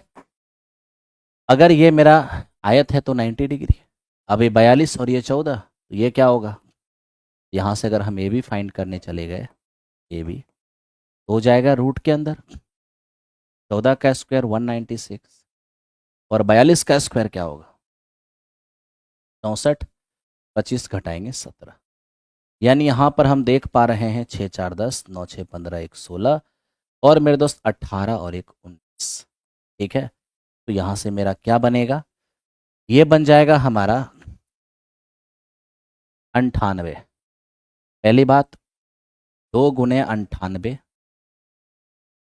और गुने में 10, 98 98 का मतलब 2 गुने 49, यानी फाइनली समझिए 1 2 1 7 और रूट के अंदर 10 रहेगा, 14 रूट 10, 14 रूट 10, 14 रूट 10 पूरा हो गया, तब तो 7 रूट 10 ये भी हो जाएगा और 7 रूट 10 ये भी हो जाएगा। यानी आप इस वृत्त की त्रिज्या निकाल लिए 7 रूट 10, और मुझे चाहिए इस वृत्त का एरिया, तो वृत्त का एरिया हो जाएगा पायर स्क्वायर, ये मेरा 22/7, आर है 7 रूट 10, स्क्वायर करेंगे हो जाएगा 49 गुने 10, 7 सत्ते 49, ये 1540। यही इस क्वेश्चन का आंसर होगा, यही इस क्वेश्चन का आंसर होगा। टीजीटी के लिए श्रद्धा बैच जाकर ले लीजिए, श्रद्धा बैच।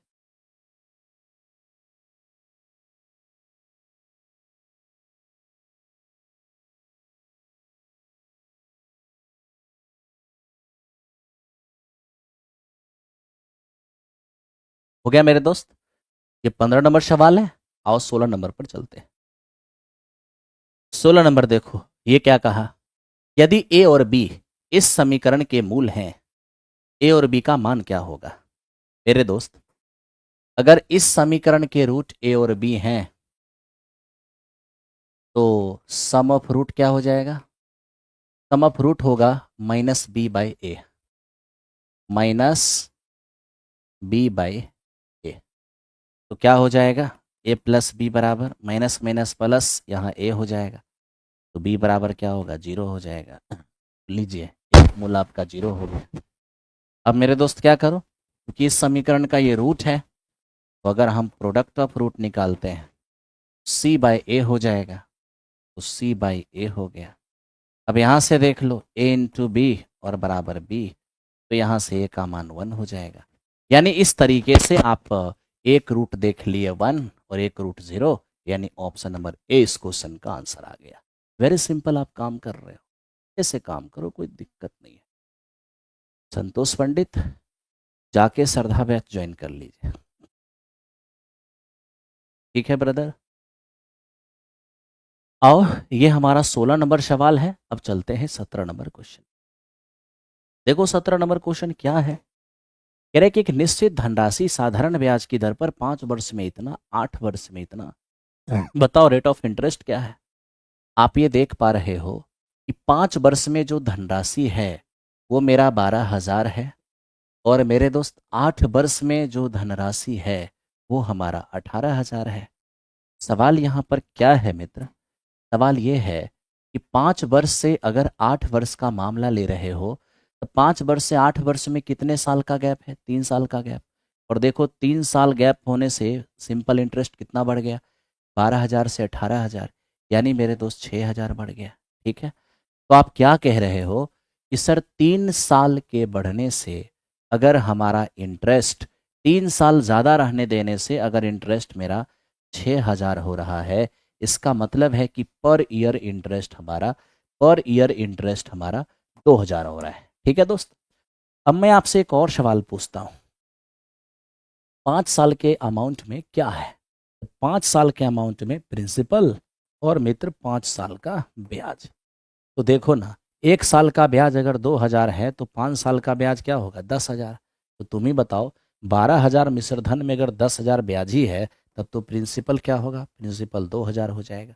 आपको चाहिए रेट, तो देख लो रेट क्या होता है, 1 साल का ब्याज न्यूमरेटर में रखते हो, नीचे प्रिंसिपल × 100। 1 साल का ब्याज 2,000, हमारा प्रिंसिपल भी है 2,000 और × 100, फाइनल क्या हो जाएगा 100%। तो इस तरीके से 100% रेट ऑफ इंटरेस्ट है, आप सभी बना रहे होंगे, काफ़ी अच्छा आपको लग रहा होगा। लास्ट रेलवे वाले को कर सकते हैं क्या? ये क्लास रेलवे वाले कर सकते हैं क्या? क्यों नहीं कर सकते, बिल्कुल कर सकते हैं। चलिए, ये मेरा 17 नंबर सवाल था। अब आइए 18 नंबर क्वेश्चन पर चलते हैं। Question number 18। देखो 18 नंबर सवाल है, एक गोले की त्रिज्या 6 सेमी है, गोले को पिघलाकर 0.4 सेमी त्रिज्या वाला एक तार बनाया गया है, तार की लंबाई क्या होगी? देखो सबसे पहले मेरे दोस्त हमारे पास एक गोला है, ठीक है ब्रदर, एक गोला, एक हमारे पास गोला रह गया, ये है स्फेयर, और इस स्फेयर का रेडियस कितना दिया हुआ है? 6 से। इसे पिघला करके एक तार बनाया गया है, एक तार बनाया गया है, ठीक, और इस तार का रेडियस कितना दिया है? 0.4 सेमी। बस इस तार की लंबाई हमसे मांगा जा रहा है, कोई बात नहीं। एक 3D फिगर को पिघलाकर दूसरा 3D फिगर बनाओगे तो दोनों का वॉल्यूम सेम हो जाएगा। तो स्फेयर का वॉल्यूम क्या है?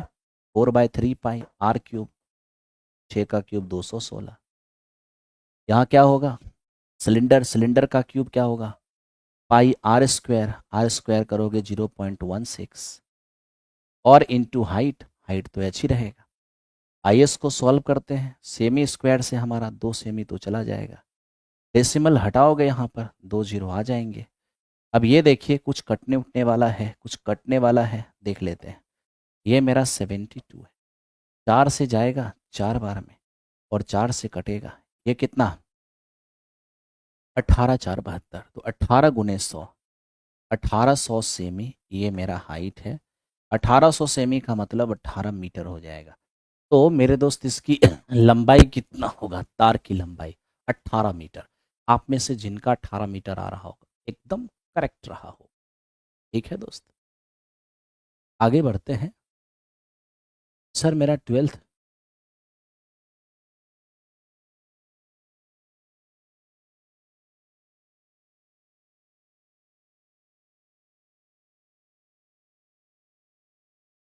मनीषा,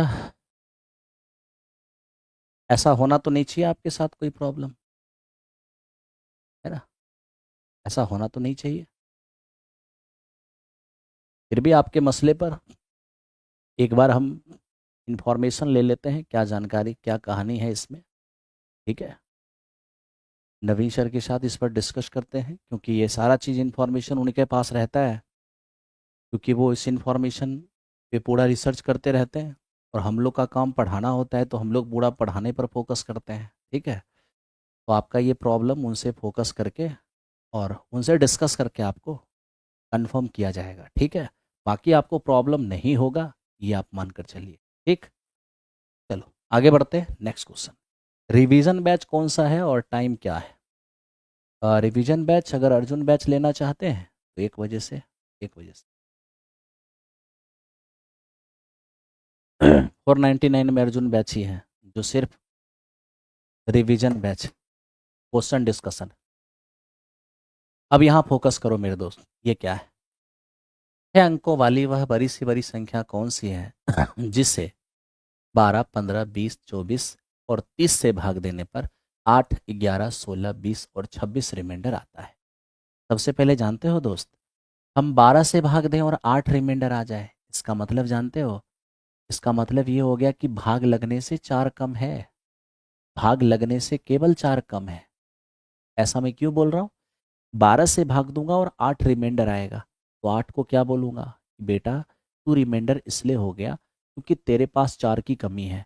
तेरे पास 4 और होता ना तो 8 4 12 हो जाता, मैं 12 हूँ, तुझे काट देता, है ना? तो 12 से भाग दूँ और 8 शेष आए, इसका मतलब भाग लगने से 4 कम। 15 से भाग दूँ और 11 शेष आए, भाग लगने से 4 कम। 20 से भाग दूँ और 16 शेष आए, भाग लगने से 4 कम। 24 से भाग दूँ और 20 शेष आए, भाग लगने से 4 कम। 30 से भाग दूँ और 26 शेष आए, भाग लगने से 4 कम। यानी इतना आप श्योर हो गए कि भाग लगने से 4 कम। तो भाग लगने से 4 कम अगर मेरा आंसर है, तो जो मेरा आंसर है वही तो ऑप्शन में होगा। आप कहोगे हाँ सर, तो मेरे दोस्त यहाँ पर थोड़ा ऑप्शन का यूज करना है। ठीक है, तो क्या हमें बोल रहा है? हमें बोल रहा है कि सर 12 से भाग दें तो 8 से, यानी भाग लगने से 4 कम। तो भाग लगने से 4 कम अगर मेरा आंसर होगा तो ऐसा करो ना, 4 जोड़ दो। भाग लगने से 4 कम मेरा आंसर होगा तो आप ऐसा करो कि 4 जोड़ दो। ठीक, भाग लगने से 4 कम आंसर होगा मेरा तो आप 4 जोड़ दो, ताकि भाग लगने वाली नंबर हो जाएगा। तो 999960, 999986, और यहाँ पर 999964। ठीक है दोस्त, अब आपको दिमाग लगाना है कि इनमें से कौन आंसर होगा, क्योंकि मैंने 4 जोड़ दिया ना, अब ये भाग लगने वाली हो गया। किससे भाग लगने वाली? जिससे हम भाग दे रहे हैं। तो भाग दे रहे हैं इससे ना, इससे भाग लगने वाली। तो मेरे दोस्त इससे भाग लगने वाली अर्थात 20 से भाग लगने वाली। आप जानते हो ना, 20 से भाग जिसमें लगेगा उसके लास्ट में 0 होना चाहिए। क्या यहाँ लास्ट में 0 है? नहीं। क्या यहाँ लास्ट में 0 है? नहीं। क्या यहाँ लास्ट में 0 है? हाँ। तो मेरे दोस्त इसके आंसर होने की संभावना है। अगर आपके पास एग्जामिनेशन में वक्त नहीं है, बिल्कुल भी टाइम नहीं है, तो ऐसी स्थिति में आप इसको आंसर लगा देना। लेकिन अगर वक्त है तो आप चूंकि बीपीएससी का पेपर दे रहे हो तो कंफर्मेशन भी होना पड़ेगा, यानी कंफर्म भी हो जाना। ठीक है, वक्त नहीं रहे तो आंसर लगा देना, वक्त रहेगा तो कंफर्म हो जाना। ठीक है दोस्त, अब ये देखो, 12, 15, 20, 24 और 30। ठीक, मेरे दोस्त इन सब से भाग लगने वाली नंबर, इनका एलसीएम होगा। इनका एलसीएम क्या हो जाएगा? 120। इससे सब से ही कट रहा है। ठीक है, तो मेरे दोस्त मैं ये पूछना चाहता हूँ, ये एलसीएम जो है ना, ये भाग लगने वाली नंबर है, लेकिन मुझे तो भाग लगने से 4 कम चाहिए, तो आप इनमें 4 घटा दो। अगर ये शब्द नहीं लिखा होता 6 अंकों वाली, तब तो 4 घटा देता, 116 रिजल्ट हो जाता। लेकिन क्या है ना, 6 अंकों वाली लिखा है। तो आपको सबसे पहले क्या करना होगा, 6 अंकों वाली सबसे बड़ी संख्या यानी 6 × 9, इसके करीब वो नंबर निकालना होगा जो इन सब से कटेगी, अर्थात इनसे कटेगी। तो चलिए, सबसे अलग अलग भाग देने से अच्छा है कि एलसीएम से भाग दे दीजिए। 12 × 6 = 96, 39, 9 लेके आइए। 12 × 3 = 36, 39, 9 लेके आइए। 12 × 3 = 36, 39, 9 लेके आइए। तो देखिए 2 हो गया, यहाँ 3, यहाँ 4 आ गया, यहाँ 5 आ गया, एक और बच गया। 12 × 3 = 36, 39, यानी आपको पता है कि 39 मेरा क्या होगा, रिमाइंडर। तो चुपचाप आप 39 इसमें से हटा दो। अब 39 आप जैसे ही हटाओगे तो मेरे दोस्त क्या बच जाएगा, 9999, और यहाँ पर 6 और 0। तो ई जो आया है ना, ये आया है डिविजिबल होने वाली। लेकिन आपको क्या बोला, डिविजिबल होने वाली नहीं, मुझे डिविजिबल होने से 4 कम चाहिए, तो आप 4 घटा दो इसमें से। डिविजिबल होने से 4 कम चाहिए तो 4 घटा दो, 9999, ये हो जाएगा 5 और 6, और ये वहाँ यहीं पर है। ठीक है, अगर इसे बेसिक से बनाना चाहो तो आप ऐसे बना सकते, कहीं से कोई समस्या नहीं। ठीक है ब्रदर, चलो थैंक यू। आ जाओ नेक्स्ट क्वेश्चन पर चलते हैं। एकदम लाइक क्विक का बटन भी प्रेस करते रहो। ठीक है दोस्त, आइए बढ़ते हैं नेक्स्ट क्वेश्चन पर। मैंने ऑप्शन से भी बना दिया, बेसिक से भी बना दिया।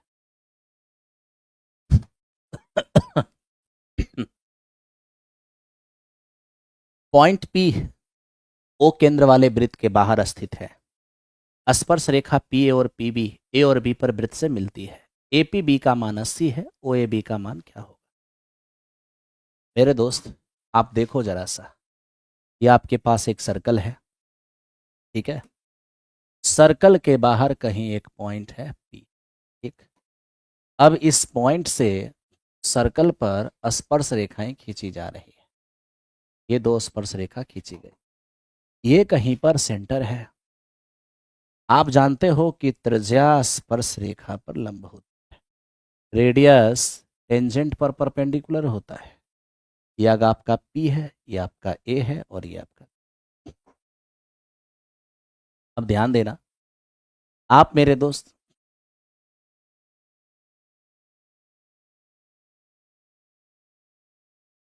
मैंने इसको क्यों मिलाया, क्योंकि आपने क्या मांगा है, ओ ए बी ये एंगल मांगा है। देखो, त्रिज्या स्पर्श रेखा पर लंब, त्रिज्या स्पर्श रेखा पर लंब, ठीक। ये वाली एंगल हमें कितना मालूम है? ये वाली एंगल मालूम है 80। आपको सबसे पहले ये समझ में आना चाहिए, क्या समझ में आना चाहिए?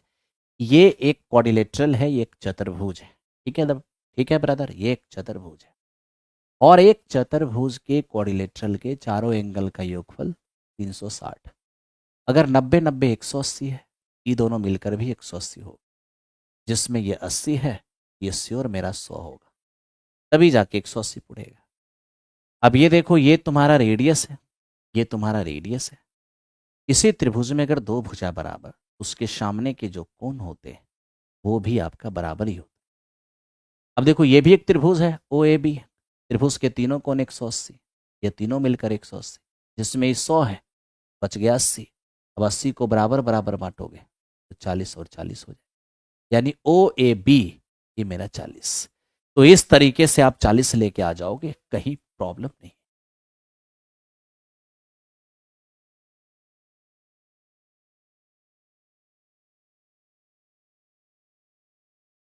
हो गया? साउंड इंक्रीज कीजिए मेरा भाई, आवाज इतना ही निकलता है, मैं क्या करूं।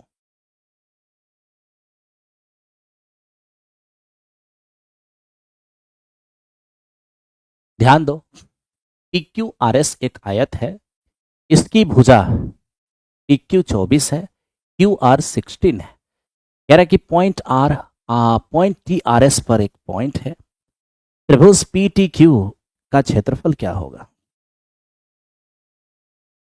देखो,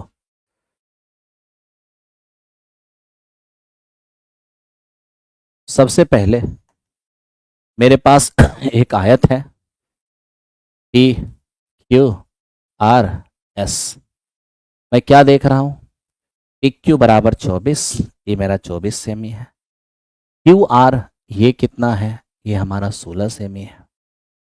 अगर टी आर एस पर एक पॉइंट है, टी जो है आर एस पर कहीं एक पॉइंट है, आर एस पर कहीं एक पॉइंट है टी, ठीक। तो बताइए पी टी क्यू का एरिया क्या होगा? पी टी और क्यू। अब देख लो इसको, ये क्यू है, ये मेरा पी है, तो पी टी क्यू का एरिया क्या होगा? ठीक है। आपको मैं एक चीज बताऊं, किसी पैरेललोग्राम, चाहे वो बात पैरेललोग्राम की हो,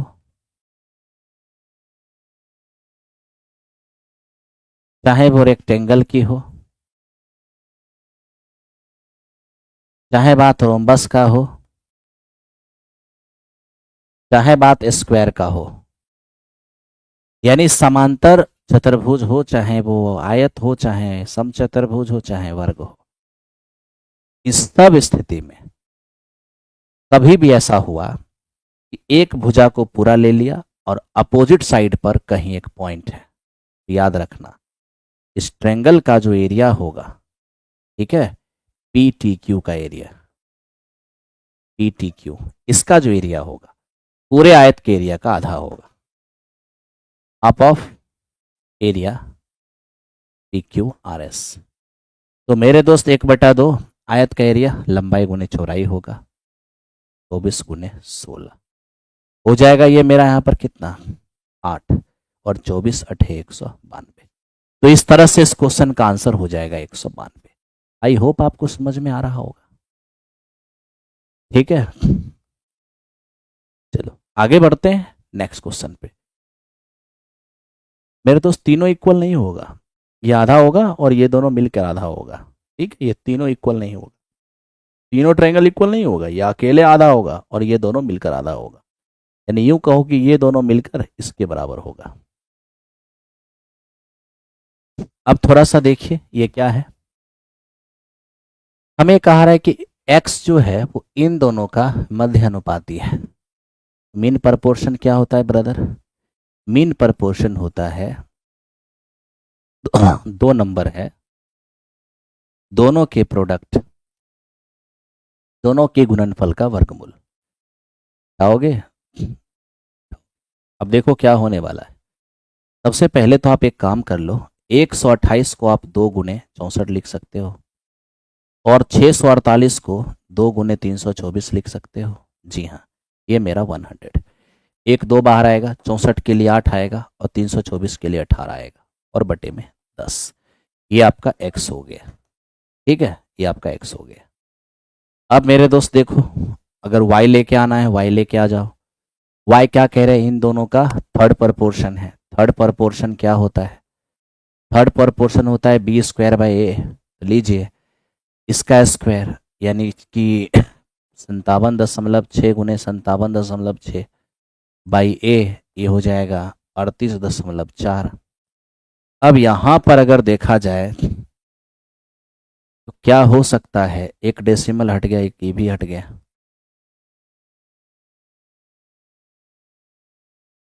कैसे काटिए? 6 9 54, 6 6 36, 6 6 36 और 6 4 24। ठीक है, ये 8 8 64, और ये ऐसा करिए, 32 दूनी और 32 दिया। ठीक है भाई, यहाँ से डेसिमल हटा लोगे, यहाँ पर आपका 0 हो जाएगा। रहने दो ऐसे ही। इसको मेरे दोस्त क्या कहा गया? थर्ड प्रपोर्शन को y। ठीक है, आपको चाहिए 2x अनुपात y। तो 2 इंटू एक्स का मान देख लो, 16 गुने 18 बटे में 10, और y लेके आ जाओगे उधर से, वो क्या हो जाएगा? तो मेरे दोस्त वो हमारा हो जाएगा 576 और गुने में 3 और बटे कितने? 30।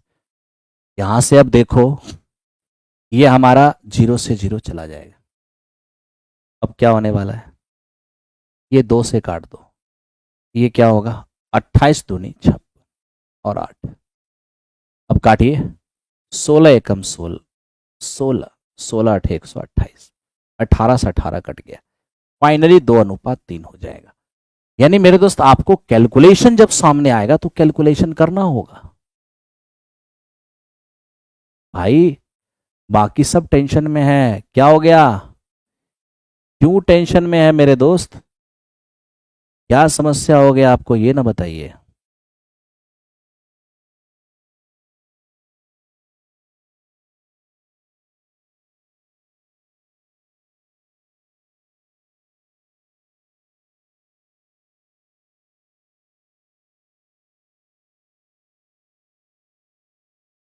गुरुजी ये क्लास डिलीट नहीं करने बोलिएगा सर प्लीज। अच्छा ठीक है, आप काम करते रहिए ना। हो गया 22 नंबर। चलो अब चलते हैं। मेरे कमेंट नहीं पढ़ते हैं, राजकिशोर पंडित बिल्कुल पढ़ते हैं। बोल ब्रदर, क्या बात है? आप क्या दिक्कत है आपको? थोड़ा देख लें आपका कमेंट। मेरा सिलेक्शन नहीं हुआ टीआरई में। होगा, होगा सिलेक्शन, टेंशन मत लीजिए, बस काम कीजिए। जैसा जैसा कहा गया है वैसा वैसा कीजिए, आपको कोई परेशानी नहीं होगा। ठीक है, देखिए इसको, sine square 64, cos 64, sine 26, 2 cos 43 और कॉसेक 47। आप एक काम कर लो, साइन स्क्वायर 64 को एज इट इज रहने दो। ये कॉस 64 है ना, आप इसको चेंज करो। बताओ चेंज कैसे करते हैं? 26 में क्या जोड़ेंगे? 90, ये मेरा 64, और साइन बदल कर क्या होगा? कॉस। कॉस 64 गुने कॉस 64 क्या हो जाएगा?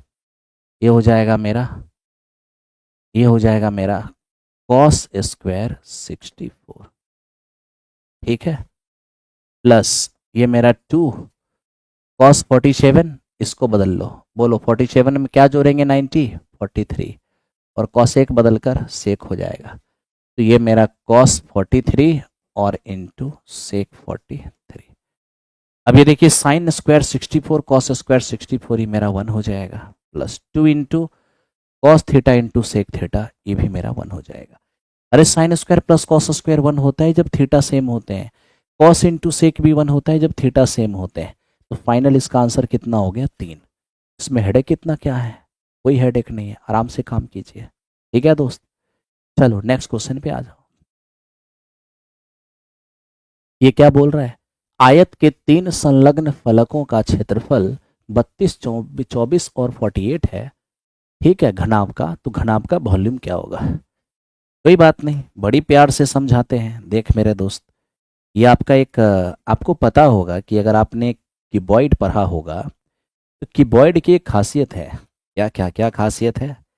क्यूबॉइड की एक खासियत यह है दोस्त, क्यूबॉइड का हर सरफेस एक आयत होता है। क्यूबॉइड का हर सरफेस एक आयत होता है, ठीक है। इसमें एडजेसेंट सरफेस किसको कहते हैं? ये देखो, किसी एक कॉर्नर से लगे हुए 3 सरफेस एडजेसेंट सरफेस होता है। जैसे अभी अगर देखना चाहोगे तो इस कॉर्नर से देखो 3 सरफेस कौन लगा हुआ है, मैं आपको दिखाना चाहता हूँ। 3 सरफेस, इस कॉर्नर से एक सरफेस तो मित्र मेरे ये लगा हुआ है, एक ये सरफेस लगा है। ध्यान से देखो, एक ये वाली सरफेस लगा हुआ है, और एक और देखना चाहोगे तो आप ये देखो, ये वाली सरफेस लगा हुआ है। ये तीनों सरफेस इस कॉर्नर से लगा हुआ है, इस कॉर्नर से। तो किसी एक कॉर्नर से लगे हुए 3 सरफेस को एडजेसेंट सरफेस, आसन्न सतह, आसन्न फलक, संलग्न फलक कहते हैं। ये संलग्न फलक है, एडजेसेंट फेसेस, ठीक है। अगर ये मेरा एल है तो मेरा ये भी एल है, ये भी एल है। अगर मेरा, मेरे दोस्त, ये अगर बी है तो मेरा ये भी बी है, और मेरा ये भी बी है, और मेरा ये भी बी है। अगर ये मेरा एच है, ठीक है, तो आप श्योर रहिए कि ये भी मेरा एच है और ये भी मेरा एच, ठीक। अब तीनों, चूंकि क्यूबॉइड है, क्यूबॉइड का हर सरफेस एक रेक्टेंगल होता है, रेक्टेंगल के एरिया से ही हर सरफेस डिफाइन होगा। अगर हम इस सरफेस का एरिया लेंगे तो L इंटू बी हो जाएगा, तो एक आपका एल बी हो जाएगा। अगर हम इस सरफेस का एरिया लेंगे तो L और इंटू एच हो जाएगा, ये एल एच हो जाएगा। और अगर इस सरफेस का एरिया लेंगे तो B और इंटू एच, तो मेरे दोस्त ये मेरा बी एच हो जाएगा, ठीक। अब एक दिया हुआ है मेरा 32, एक दिया हुआ है 24, एक दिया हुआ है 48। क्या करना है अब एक काम कर लीजिए जो बड़े आसानी से कर सकते हैं। मुझे वॉल्यूम चाहिए, और घनाभ का वॉल्यूम एल बी एच होता है। आप इस सब को गुना कीजिए, जैसे ही सब को गुना कीजिएगा एल बी एच का होल स्क्वायर हो जाएगा, ठीक। और इधर क्या हो जाएगा, ये 32 है ना, 32 को आप लिख लीजिए क्या, 16 गुने 2, ये मेरा 24 है और ये मेरा 48। आपको एल बी एच चाहिए, स्क्वायर ट्रांसफर कर दीजिए, स्क्वायर ट्रांसफर करिएगा। 16, देखिए 16 तो अपने जगह है, 24 दूनी 48 हो जाएगा, और ये 48 है ही। 16 का वर्गमूल 4 होगा, 2 48 में 48 बाहर आएगा, ये हो जाएगा 192। तो इस क्वेश्चन का आंसर 192 होगा। मैंने प्रयास किया आपको समझाने की। हर हर महादेव कह रहे हैं कि सर मुझे लगता है कि वो गलती हुई है, देख दीजिए एक बार। मेरे दोस्त, हमने कोई गलती नहीं की है। वहां पर मेरे दोस्त इंग्लिश में लिखा था सप्लीमेंट्री, मैंने उसको कॉम्प्लीमेंट्री बना दिया है, क्योंकि वो एक्चुअल में कॉम्प्लीमेंट्री ही था। बाकी आपकी सेटिस्फेक्शन के लिए उस क्वेश्चन को मैं एक बार और सामने लेके आता हूँ, ताकि आपको दिक्कत ना हो। ये देखो, यही ना है। अरे कॉम्प्लीमेंट्री का मतलब क्या होता है, दो कोनों का योगफल 90 डिग्री, एक को थीटा का है, एक को 90 माइनस थीटा का, ठीक है। अगर आपको नहीं समझ में आ रहा है तो आप बेसिक से बना लीजिए। आप इसको एच मान लीजिए, एक बार टेन थीटा निकाल लीजिए, टेन थीटा लंब बटे आधार एच बटे 18 हो जाएगा, है ना। और एक बार इस एंगल के लिए निकाल लीजिए, टेन थीटा बराबर लंब बटे आधार, ये एच बटा 32 हो जाएगा। अब टेन 90 माइनस थीटा ही मेरा कॉट थीटा हो जाएगा। दोनों को मल्टीप्लाई कीजिए, 10 इंटू कॉट क्या हो जाएगा, 1 हो जाएगा। एच इंटू एच, ये मेरा एच स्क्वायर, और नीचे 18 गुने 32 हो जाएगा। अब यहीं से एच निकालने जाएंगे तो रूट के अंदर आप देख लीजिए 18 गुने 32 होता है। यहाँ से निकालेंगे 6 चौको 24 ही निकलेगा। क्या परेशानी है?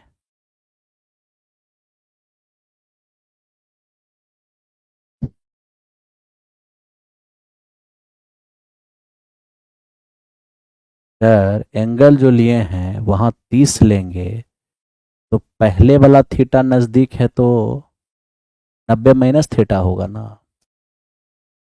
अरे यार पहले तो मुझे ये बताओ, तुम कितना अजीब आदमी हो, जरा सोच के देखो। तुम ये कैसे सोच लिए कि हम थीटा का मान 30 ही लेंगे? कहाँ लिखा हुआ है थीटा का मान 30 लेंगे? थीटा का मान 60 नहीं हो सकता। थीटा का मान 60 आएगा तो 90 माइनस 60 ये 30 होगा, तो क्या परेशानी है? ये जरूरी है कि 30 ही लेंगे? ये कोई जरूरी नहीं है। ये थोड़ी ना जरूरी है कि यहां पर थीटा होगा, मतलब यहां 90 माइनस थीटा नहीं हो सकता, यहां पर थीटा नहीं हो सकता। तुम्हें अगर लेना है कि यहीं पर थीटा लेना है, यहीं पर 90 माइनस थीटा लेना है, तो ये कोई बात थोड़ी ना हुआ। थीटा कहीं लिखा हुआ है कि 30 डिग्री लेना है? थीटा का मान 60 भी हो सकता है। अरे यार, 90 के करीब जाएंगे, एंगल का मान बढ़ेगा, तो मैंने क्या बोला कि थीटा का मान 60 नहीं हो सकता। थीटा का मान 60 हो जाएगा तो 90 माइनस थीटा 30 हो जाएगा। ये कोई बहस का मुद्दा ही नहीं है, खामखा पड़े हुए हो छोटी छोटी बातों को लेकर के। तुझे जो मानना है मान लो। तुझे यहाँ थीटा रखना है, यहाँ 90 माइनस थीटा, कोई प्रॉब्लम नहीं है। यहाँ तुझे थीटा रखना है, यहाँ 90 माइनस थीटा, कोई प्रॉब्लम नहीं है। बस ध्यान यही रखना है, ये वाली छोटी एंगल होगी, ये वाली बड़ी एंगल होगी। रख लो ना तुम यही थीटा, यही 90 माइनस थीटा, क्या परेशानी है? कोई परेशानी नहीं है।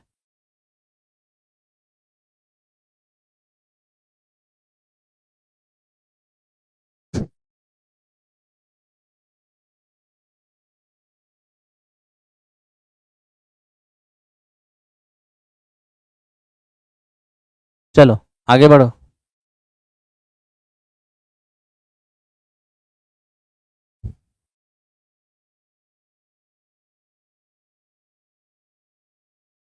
कितना नंबर पर आ गया भाई? यहाँ चलेंगे। चलो कोई बात नहीं, ध्यान से देखो। एक्स की राशि पर 8.5% की दर से 2 वर्षों के लिए चक्रवृद्धि ब्याज और साधारण ब्याज का अंतर इतना है, तो बताइए एक्स का मान क्या होगा? सबसे पहले मेरे दोस्त, रेट जो हमारा 8.5% है ना, आप देख लो इसको, ये आपका 17 और बटे में 200 है। ठीक है, 17 और बटे में 200। ओके, क्या करना है? 2 साल के CI/SI का अंतर, प्रिंसिपल इंटू आर, R/100 का होल स्क्वायर, R/100 का होल स्क्वायर। ठीक है, तो आप देख लो जरा सा ध्यान से। ये जो मेरे दोस्त आपको पता है, ये जो हम R% लिखते हैं ना, 8.5%, तो जब ये 8.5 बटे में 100 आप करते हो, तो ये एक्चुअल में क्या हो जाता है? R/100 हो जाता है। यानी परसेंटेज के लिए आप बटे में 100 लिख दिया, ये आपका हो जाएगा 17 बटे में क्या, 200 हो जाएगा। 17 बटे में 200, डेसिमल हटाएंगे 0। अब आप यहाँ रख सकते हो, R/100 का मान 17 बटे 200 है, तो हो जाएगा 289, और बटे में 200 का स्क्वायर हो जाएगा 40,000। ये हमारा क्या है? 28 और 0.9, डेसिमल हटाएंगे, एक जीरो हो जाएगा। यहाँ से हमारा एक जीरो खत्म हो गया, इससे ही काटेंगे एक बार, 4000 से मल्टीप्लाई होगा 4000 हो जाएगा। तो प्रिंसिपल का मान 4000, ये हो गया प्रिंसिपल का मान 4000। ठीक है, कोई परेशानी नहीं होना चाहिए। आओ मेरे दोस्त ध्यान दो, हो गया। नेक्स्ट क्वेश्चन पे आओ और देखो ये क्या है। कैसे किसी वृत्त की दो जीवाएं AB और CD सर्कल के बाहर जाकर P पर मिलता है। AB का मान इतना है, PB का मान इतना है, PD का मान इतना है, CD का मान क्या होगा? आप देख लो, यहां पर मेरे दोस्त एक सर्कल है, ये देख लो एक सर्कल। अब ये सर्कल की दो जीवा, सर्कल की दो जीवा वृत्त के बाहर जाके एक दूसरे से मिल रहा है इस पॉइंट पर, P पॉइंट पर। एक AB है और एक मेरे दोस्त CD है। ठीक, अब क्या बोला? AB का मान 8.8 या 8.8 है, PB का मान 7.2, ये आपका 7.2 है। फिर कह रहा है PD हमारा 6.4 है, 6.4 है। हमें कहा CD का मान बताइए, X मान लीजिए। ये हमारा सेकेंड कंसेप्ट है। सेकेंड कंसेप्ट क्या होता है? पूरा सेकेंड यानी AP और इंटू बाहरी सेकेंड यानी कि BP बराबर होता है पूरा सीकेंट यानी हमारा सीपी, और बाहरी सीकेंट यानी ये हमारा डीपी। अब देखिए एपी क्या है, 8.8 प्लस 7.2 जोड़ेंगे 16, और बीपी क्या है 7.2 बराबर सीपी क्या है x प्लस 6.4, और मेरे दोस्त डीपी, तो डीपी क्या है मेरा, ये मेरा 6.4 है। अब डेसिमल हटाओगे इधर से भी हट जाएगा, कहानी खत्म। 16 चौको 64 हो जाएगा, 4 से काटेंगे इसको 18, ये मेरा 18 है, और आकर के 6.4 घट जाएगा, x का मान हो जाएगा। यहाँ से घटेंगे 6 हो जाएंगे, और 17 में से 11 हो जाएंगे, तो x का मान हो गया 11.6। ठीक है, यही इस क्वेश्चन का आंसर है 11.6। 11.6 टेस्ट सीरीज कहाँ चलता है टीजीटी मैथ्स का, तीनों सेंटर पर चलता है, ऑनलाइन के लिए प्लेटफॉर्म बाय नवीन कुमार सिंह एप्लीकेशन पर। ठीक है, ये हो गया हमारा 26। अब चलते हैं 27 की ओर। देखो 27 क्या है, ए बी और सी किसी काम को एक साथ मिलकर 7.5 डेज में कंप्लीट करते हैं। सी की उत्पादन क्षमता ए का 3 गुना है, यानी सी की जो कैपेसिटी है वो ए का 3 गुना है। ए की कैपेसिटी 1 तो सी का कैपेसिटी 3, ये हो गया ए सी की कैपेसिटी ए का 3 गुना है। हम देख रहे हैं कि ए बी और सी तीनों मिलकर कोई काम 7.5 का मतलब 15/2 दिन में कंप्लीट कर रहा है, जबकि बी अकेला उस काम को 15 दिन में कंप्लीट कर रहा है। मेरे दोस्त ए बी सी मिलकर 7.5 दिन और बी अकेला 15 दिन। ठीक है, एक काम कर लो, आप टोटल वर्क ले लो। टोटल वर्क लोगे 15 और 15 का एलसीएम 15 हो जाएगा। 15/2 दिन में 15, एक दिन में 2, 15 दिन में 15, एक दिन में 1। अब बी की इफिशियंसी कितना हो गया 1। अब आप खुद ही सोच लो क्या कि अगर तीनों की इफिशियंसी 2 जिसमें बी 1 है तो हमारा ए और सी मिलकर कितना हो जाएगा। तो आप देख लो तीनों मिलकर अगर मेरा 2 है, अब 2 में अगर ये 1 तो बच कितना जाएगा, यानी ए सी की इफिशियंसी मेरा 1 हो जाएगा। और जब ए और सी की इफिशियंसी आपका 1 हो जाएगा, ध्यान से देखना, एकदम ध्यान से, ए और सी की इफिशियंसी अगर 1 है तो मेरे दोस्त ए सी से ही तो काम करवाना है। तो ए सी से काम करवाना है तो काम मेरा 15, ए सी की क्षमता 1, तो कितना टाइम लगेगा 15 दिन। इसका मतलब ये हो गया कि ये जो इंफॉर्मेशन दिया था ये अननेसेसरी दिया था, उसकी कोई ज़रूरत नहीं थी। आंसर हमारे पास 15 हो गया। वो तब उसका यूज होता जब ए सी से अलग अलग पूछता, ए सी से अलग अलग पूछा ही नहीं है। देखो चैप्टर वाइज बुक मार्केट में आई है या अभी इस वक्त नहीं है, हम थोड़ा कल पता कर लेते हैं फिर बात करते हैं। ठीक है दोस्त, चलो आगे बढ़ते हैं। इस पर आओ, देखो ये क्या है, एक बेलनाकार ट्यूब जिसके दोनों सिरे खुले हुए हैं।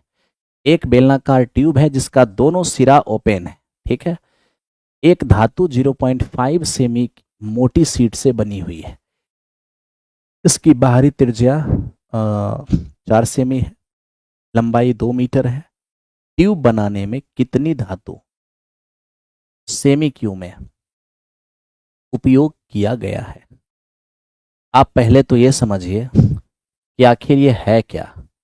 मेरे दोस्त ये जो हमारा ट्यूब है ना, ये खोखला बेलन है, होलोब सिलेंडर। ठीक है, होलोब सिलेंडर मैं क्यों बोल रहा हूं, क्योंकि इसकी जो लंबाई है वो 2 मीटर है, और हमें कह दिया है कि ये जो पाइप बना हुआ है ना, इसकी जो मोटाई है कि जिस धातु का बना हुआ है वो 0.5 सेमी, इतना थिकनेस है उस धातु की। ठीक, साथ ही साथ हमें एक्सटर्नल रेडियस दिया हुआ है, एक्सटर्नल रेडियस यानी बड़ी आर दिया हुआ है, कितना 4 सेमी।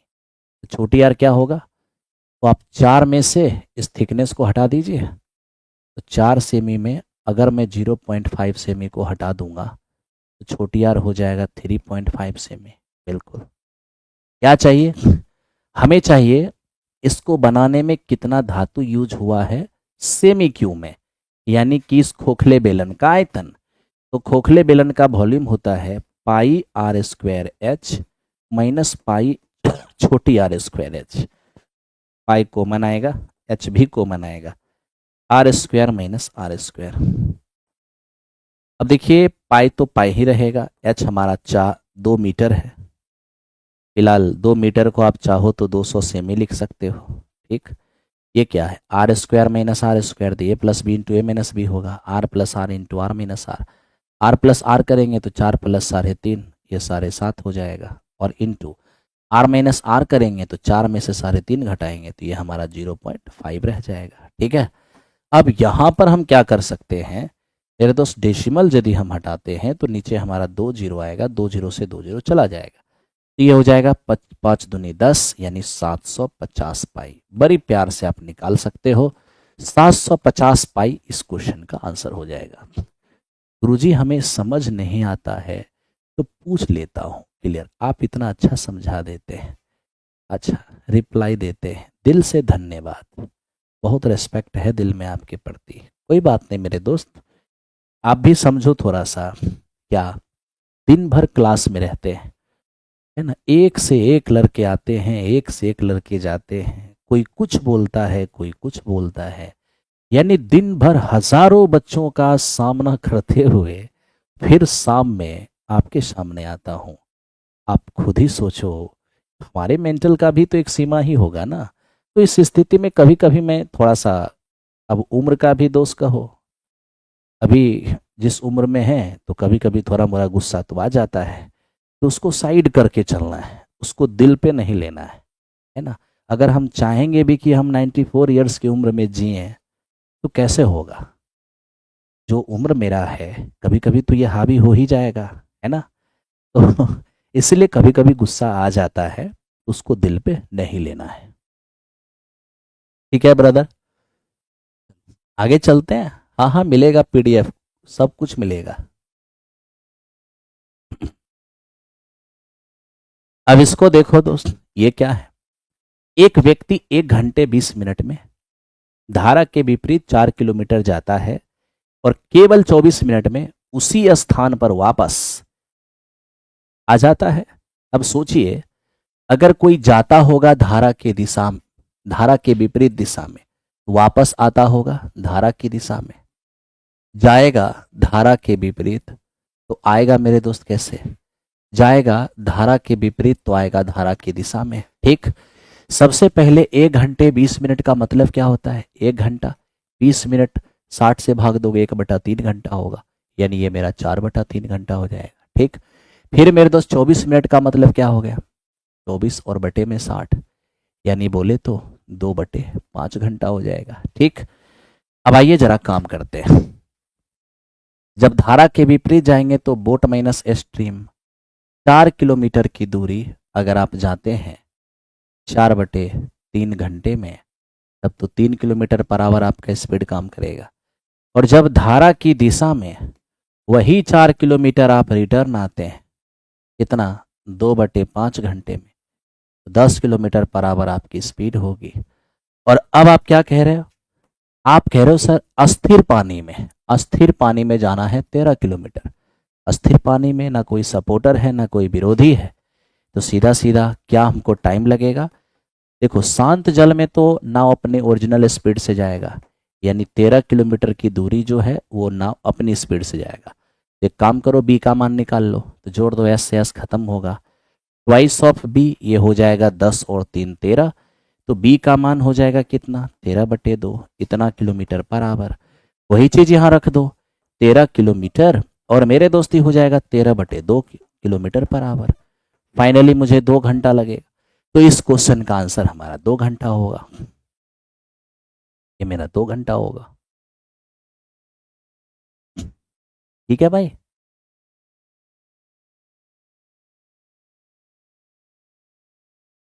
आओ चलते हैं, ये मेरा 29 नंबर क्वेश्चन हो गया। अब देखिए 30 नंबर क्वेश्चन पे आ जाओ, इस प्रॉब्लम का क्वेश्चन है, कह रहे 1 वर्ष पूर्व ए और बी के आयु का ये रेशियो है, अब से 3 साल के बाद आयु का ये रेशियो हो जाएगा, अब से 9 साल के बाद आयु का क्या रेशियो होगा। तो देखो हमारे पास ए और बी दो व्यक्ति हैं। एक साल पहले, अब एक साल पहले इनके एज का रेशियो क्या है? 4:3 है। एक साल पहले 4:3 है, ठीक है। और हमें कह रहा है कि 3 साल के बाद, 3 साल के बाद क्या हो जाएगा? तो 3 साल के बाद हो जाएगा 6:5। 6:5। अब थोड़ा ध्यान से देखना मेरे दोस्त, प्रेजेंट से एक साल पहले और प्रेजेंट से 3 साल के बाद, वर्तमान से एक साल पहले और वर्तमान से 3 साल के बाद। आप समझते हो कुछ बात?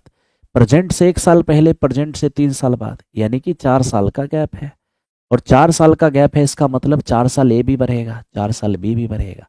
तो जब ए और बी उम्र में 4-4 साल बढ़ेगा तो रेशियो में भी सेम वृद्धि होना चाहिए। देखो है क्या, 4 से 6 हुआ 2 की वृद्धि, 3 से 5 हुआ 2 की वृद्धि, बिल्कुल सेम वृद्धि है। और ये जो दो रेशियो की वृद्धि हो रहा है वो एक पहले और 3 बाद, यानी कि 4 साल का गैप हुआ है। तो मेरे दोस्त एक रेशियो का मान 2 साल हो जाएगा। अब एक का मान अगर 2 साल हो जाएगा तो 4 का मान 8 साल हो जाएगा। एक का मान 2 साल तो 3 का मान 6 साल हो जाएगा। एक सवाल और है मित्र, और क्या सवाल ये है कि ये एक साल पहले का मामला है। एक साल पहले का मामला है तो आप एक जोड़ दो। क्यों? क्योंकि रेशियो जब का होता है उम्र तभी का निकलता है। अगर ये रेशियो एक साल पहले का है तो ये उम्र भी एक साल पहले का है, एक जोड़ दिए तो प्रेजेंट में आ गए। अब आप देखिए, प्रेजेंट में ए हो गया 9 साल का और बी हो गया आपका 7 साल का, लेकिन प्रेजेंट एज का रेशियो नहीं बताना है, आपको 9 साल बाद का रेशियो बताना है। कोई बात नहीं, आप 9 ऐड कर दीजिए। जैसे ही 9 ऐड करिएगा इधर 18 हो जाएगा और इधर आपका 16 हो जाएगा, यानी फाइनली 9:8। यह इस क्वेश्चन का आंसर हो जाएगा। 9:8 ये क्वेश्चन का आंसर हो जाएगा, है ना। तो उम्मीद है कि आपको समझ में आ रहा होगा। ये मेरा 30 नंबर क्वेश्चन था। अब हम चलेंगे 31 की ओर। ठीक है, ये मेरा 30 नंबर क्वेश्चन था। अब यहाँ से हम 31 की ओर चलेंगे। मेरे दोस्त 30 क्वेश्चन की कहानी बहुत आसान नहीं होता, काम करना पड़ता है, बिना काम किए कोई उपाय नहीं है। ठीक है ना, आप स्वयं बताओ।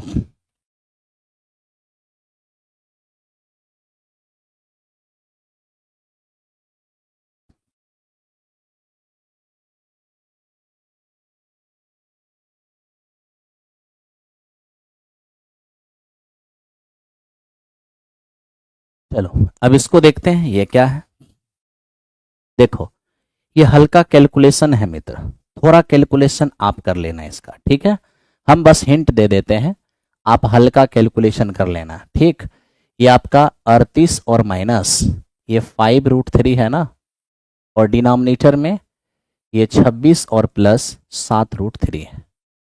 आपको क्या करना है, नीचे प्लस का साइन है ना, बस रेशनलाइजेशन कर लेना। ये नीचे प्लस का साइन है, आप साइन चेंज कर दो। 26 - 7√3 प्लस है, साइन चेंज करके उसी से गुना कर दो और मित्र मेरे उसी से भाग कर दो।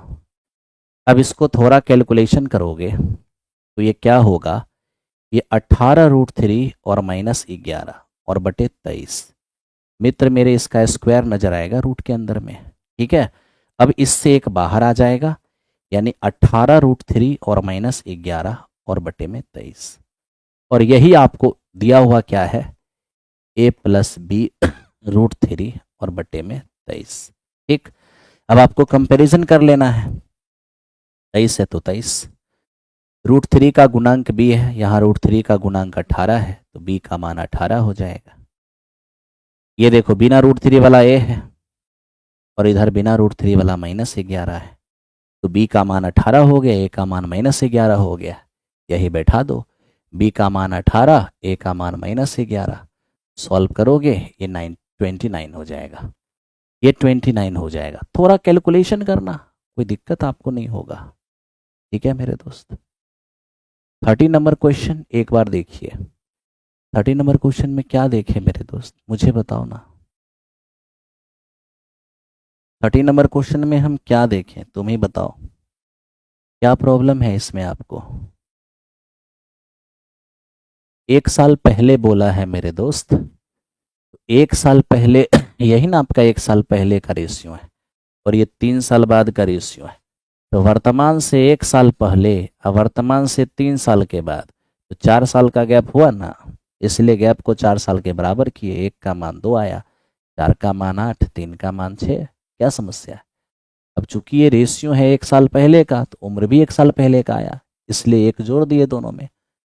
1 साल पहले में अगर एक जोड़ देंगे तो वर्तमान हो जाएगा, तो वर्तमान में आ गए। लेकिन हमें पूछा था वर्तमान से, अब से का मतलब वर्तमान से, तो वर्तमान से 9 साल के बाद 9 जोड़ दिए, 9:8 हो गया। क्या परेशानी आपको है? ठीक है ब्रदर, प्रेजेंट में इसलिए तो लाया, एक एक जोड़ के प्रेजेंट में लाया है। एक जोड़ा ना जी, एक जोड़ा ना, तभी ना प्रेजेंट में आया। योगेश कुमार, अब समझ में आपको आ गया होगा। चलिए अब इसको देखते हैं, ये क्या है। कह रहा है एक आदमी ने 10 महीने में 33,000 रुपये की बचत की है। पहले महीने के बाद हर महीने पिछले महीने से 100 रुपये अधिक बचा रहा है, तो उसने पहले महीने में कितना बचाया था? जानते हो दोस्त मेरे, ये एपी है। ये एपी है। कहोगे कैसे? आपसे वो कह दिया है कि 10 महीने में टोटल बचत कितना है। 10 महीने में टोटल बचत कितना है? 33,000 है।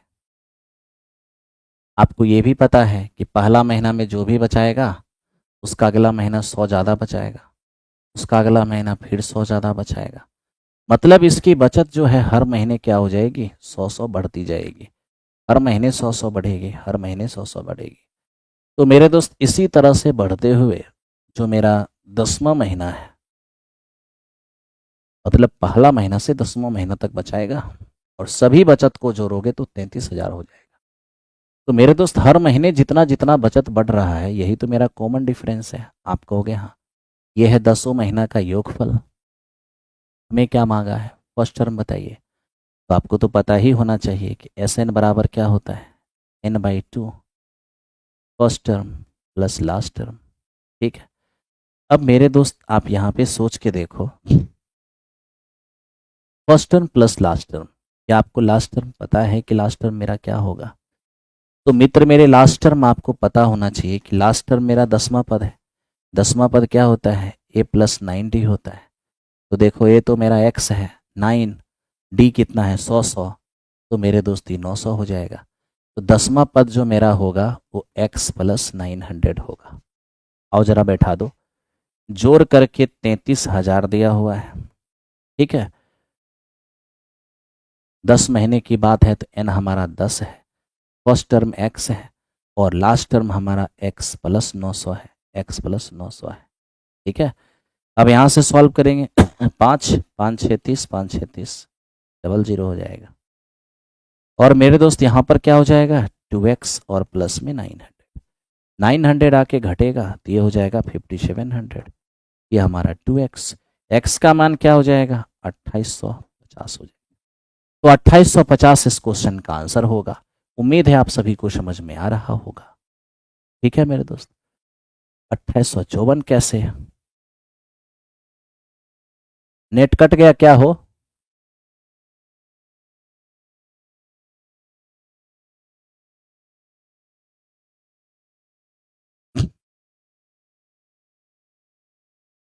एफ क्या है? एफ यहाँ फर्स्ट टर्म है और यहाँ लास्ट टर्म है।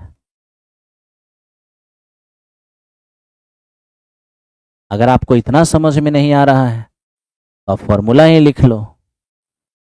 फॉर्मूला ही लिख लो, एस एन बराबर n/2 2a plus n-1 into D. ये आपका 33,000 है, पद है 10, 10/2 हो जाएगा। 2a n-1 तो 10-1 और इंटू डी, तो डी मेरा 100 है। सॉल्व करो, x का मान 2850 आएगा। आपको जैसे सॉल्व करना है वैसे कर लो, कोई दिक्कत नहीं है। ठीक है भाई, आ जाओ नेक्स्ट क्वेश्चन पे। अब मेरे दोस्त आपको कॉमन पेपर के लिए कल जैसा कि सर ने आपको बताया था, आप में से बहुत भाई कॉमन पेपर के लिए सर के साथ जुड़ चुके हैं।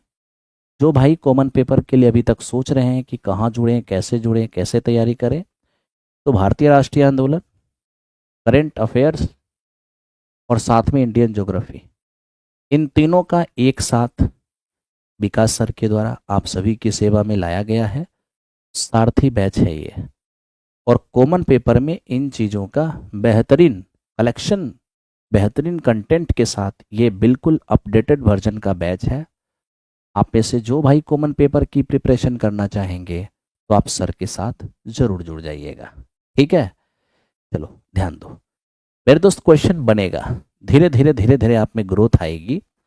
अभी आपको जो हम कराते हैं इसको मल्टीपल टाइम्स रिवीजन करना है, उलट उलट के सब ठीक हो जाएगा। x² - 7x + 12 > 0 के लिए निम्नलिखित में से कौन सा एक सही कथन है? कौन सा एक सही कथन है? अब मैं आपसे एक चीज पूछता हूं, क्या मेरे दोस्त, पहले तो आप मुझे ये बताओ कि x² - 7x और +12 > 0, थोड़ा ध्यान देना। ये x² है, ठीक। क्या मैं इसको 4x और 3x में ब्रेक कर सकता हूँ? क्यों नहीं, फिर से 7x हो जाएगा। अब देखो यहाँ पर x कॉमन करेंगे, x - 4, यहाँ 3 कॉमन कर लो, x - 4 > 0। अब आप क्या देख रहे हो, x - 4 दोनों में है, कॉमन कर लो, तो ये मेरा x - 3 हो जाएगा > 0। मेरे दोस्त जानते हो क्या, आपको एक बात याद रखना चाहिए कि अगर दो चीज़ गुना में है और अगर वो 0 से बड़ा है, दो चीज़ गुना होकर अगर 0 से बड़ा है, यानी दो चीज़ का गुणनफल अगर पॉजिटिव है, तो यहाँ पर दो केस हो सकता है। ओके, दो केस क्या हो सकता है? यहाँ पर ये हो सकता है कि मित्र मेरे ये भी 0 से छोटा हो और ये भी 0 से छोटा, या ये भी 0 से बड़ा हो या ये भी 0 से और ये भी 0 से बड़ा हो। मतलब समझ रहे हो, 0 से छोटा का मतलब क्या, नेगेटिव। 0 से छोटा का मतलब क्या, नेगेटिव। 0 से बड़ा का मतलब क्या, पॉजिटिव। 0 से बड़ा का मतलब क्या, पॉजिटिव। जानते हो, अगर दो चीज को गुना करके पॉजिटिव लाना है तो या तो मेरे दोस्त दोनों नेगेटिव होगा, तो नेगेटिव गुना नेगेटिव पॉजिटिव हो जाएगा, या दोनों ही पॉजिटिव होगा, क्योंकि पॉजिटिव गुने पॉजिटिव पॉजिटिव होगा। यानी जब दो चीज को मल्टीप्लाई करके अगर हम धनात्मक वैल्यू लाते हैं, तो जिसे हम मल्टीप्लाई कर रहे हैं या तो वो दोनों नेगेटिव होगा, क्योंकि नेगेटिव गुना नेगेटिव पॉजिटिव हो जाएगा, या फिर दोनों ही पॉजिटिव होगा, क्योंकि पॉजिटिव गुना पॉजिटिव हमारा पॉजिटिव होगा। ठीक है दोस्त मेरे, तो क्या कहना चाहते हो मेरे दोस्त में, सेम चीज यही तो यहाँ पर दिख रहा है। तो जब यही यहाँ पर दिख रहा है, आप यहाँ भी देख लो कि दो चीज मल्टीप्लाई होके 0 से बड़ा है, 0 से बड़ा का मतलब पॉजिटिव। तो यहाँ दो केस बनेगा। दो केस बनने का मतलब ये है कि या तो ये दोनों ही 0 से बड़ा होगा, या नहीं तो ये दोनों ही 0 से छोटा होगा। यानी x - 4 ये भी 0 से बड़ा होगा, और मेरे दोस्त x - 3 ये भी मेरा 0 से बड़ा होगा। ठीक है, या ऐसा होगा कि x - 4 भी 0 से छोटा होगा, और मेरे दोस्त x - 3 भी 0 से छोटा होगा। क्योंकि दो निगेटिव चीज को गुना करेंगे तो पॉजिटिव आएगा, या दो पॉजिटिव चीज को गुना करेंगे तो पॉजिटिव आएगा। ठीक है, तो मेरे दोस्त या तो ये दोनों ही पॉजिटिव होगा, तभी पॉजिटिव गुना पॉजिटिव पॉजिटिव होगा, या फिर ये दोनों ही निगेटिव होगा, तभी निगेटिव गुना निगेटिव पॉजिटिव होगा। ठीक है ब्रदर, तो पॉजिटिव का मतलब दोनों जो है वो 0 से बड़ा, और दोनों नेगेटिव का मतलब दोनों ही हमारा 0 से छोटा। ठीक है, अब जरा यहाँ देख लो, ये क्या हो जाएगा, x > 3, और ये हो जाएगा x > 4। ये मेरे दोस्त x < 4, और ये हो जाएगा x < 3। अब मैं एक बात बताऊं, कहोगे क्या, यहां पर हमारा आ रहा है x का मान 3 से बड़ा, और यहां आ रहा है x का मान 4 से बड़ा। अब आप ही बताओ, जो 4 से बड़ा है वो 3 से तो बड़ा हो ही जाएगा। अरे जो 4 से बड़ा है वो तो 3 से बड़ा हो ही जाएगा। आपको हाँ सर, तो फिर इसके बारे में सोचने की क्या जरूरत है। अरे जो 4 से बड़ा है वो तो 3 से बड़ा हो ही जाएगा, तो बस 4 से बड़ा कोई दिखा दो। मुझे ये बताओ, 4 से बड़ा होने का मतलब कहाँ तक, नहीं पता। 4 से बड़ा कहाँ तक, नहीं पता, इनफाइनाइट तक। यानी मेरे दोस्त x का मान जो होगा वो 4 से बड़ा होगा, लेकिन इनफाइनाइट से छोटा। 4 से बड़ा होगा लेकिन इनफाइनाइट से छोटा होगा, क्योंकि पॉजिटिव चीज 4 से बड़ा कहाँ तक, इनफाइनाइट तक। यानी x का मान 4 से बड़ा होगा लेकिन इनफाइनाइट से छोटा होगा। एक तो मामला ये सेट हो जाएगा। और जरा इधर आ जाओ, ये कह रहा है कि x का मान 4 से छोटा है और x का मान 3 से छोटा है। अब आप खुद ही सोच लो कि जो मान 3 से छोटा है वो तो 4 से छोटा होगा ही। अरे जो 3 से भी छोटा है वो तो 4 से छोटा हो ही जाएगा। तो इसके अकॉर्डिंग डिफाइन मत करो। क्यों इसके अकॉर्डिंग डिफाइन करोगे? अगर तुम ये कहोगे कि x का मान 4 से छोटा है तब तो वो 3 भी हो सकता है, लेकिन आपको पता है वो 3 से भी छोटा है, इसलिए हम x लेस देन 4 की बात नहीं करेंगे, हम x लेस देन 3 की बात करेंगे। x का मान 3 से छोटा है, जो 3 से छोटा होगा वो 4 से छोटा हो ही जाएगा, है ना। तो अब सवाल है कि 3 से छोटा कहाँ तक? तो लीजिए मेरे दोस्त, x का मान 3 से छोटा, लेकिन कहाँ तक? 3 से छोटा तो माइनस इनफाइनाइट तक हो सकता है, यानी हम कह सकते हैं कि माइनस इनफाइनाइट, यानी x का मान 3 से छोटा होगा और माइनस इनफाइनाइट से बड़ा होगा। अब आपको ये देखना है कि ये सीन कहाँ बनता है। ये सीन आपको यहाँ बन रहा है, यही इस क्वेश्चन का आंसर हो जाएगा। ठीक है, ऐसा क्वेश्चन गलत हो जाता है, कभी गलत नहीं होगा, ध्यान से बताओ। हाँ मेरे दोस्त, इसको समझो। देखो क्या कह रहा है, कह रहा है -5,6 और -6,5 को मिलाने वाली रेखा के लंबवत और 2,3 से गुजरने वाली रेखा का समीकरण क्या होगा। तो हमें ये कहा गया कि -5,6 और -6,5, हमें ये कहा गया है दोस्त मेरे, ये 2 पॉइंट से गुजरने वाली, ये 2 पॉइंट से गुजरने वाली, ठीक है, ये 2 पॉइंट से गुजरने वाली लाइन के लंबवत,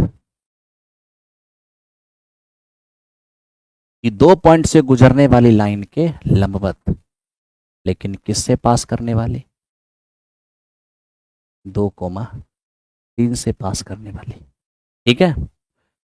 ये दोनों से गुजरने वाली लाइन के लंबवत और इससे पास करने वाली लाइन का इक्वेशन क्या होगा? यानी हमें इस लाइन का इक्वेशन मांगो, जानते हो दोस्त, हमें जिसका इक्वेशन मांग रहा है वो पास कर रही है 2,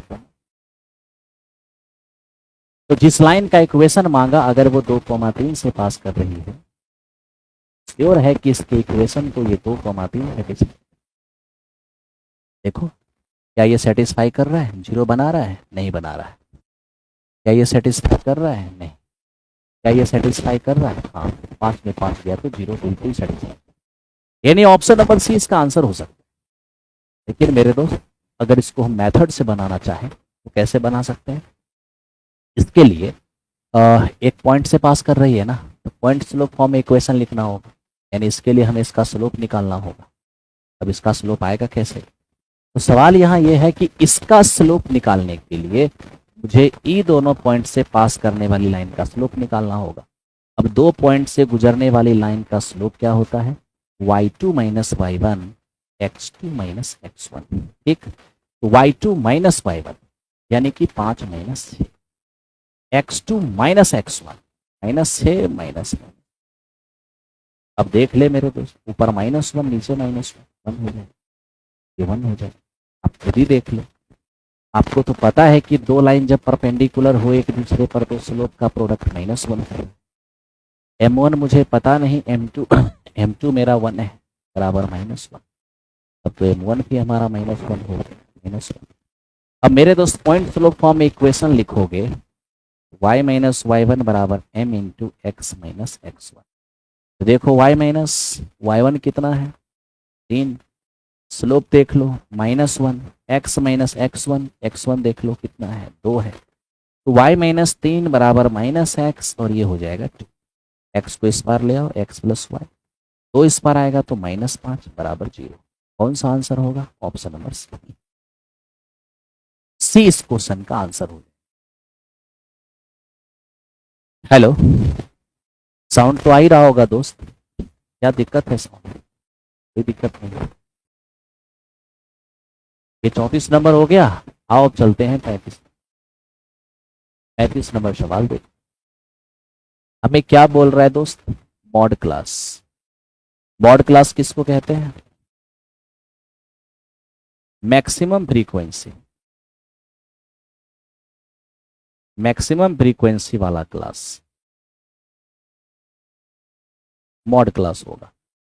मैक्सिमम फ्रीक्वेंसी है 30, वाला क्लास कौन सा है? 30 से 40। यही मेरा मॉड क्लास होगा, 30 से 40। ठीक है भाई, आइए नेक्स्ट क्वेश्चन पे चलते हैं।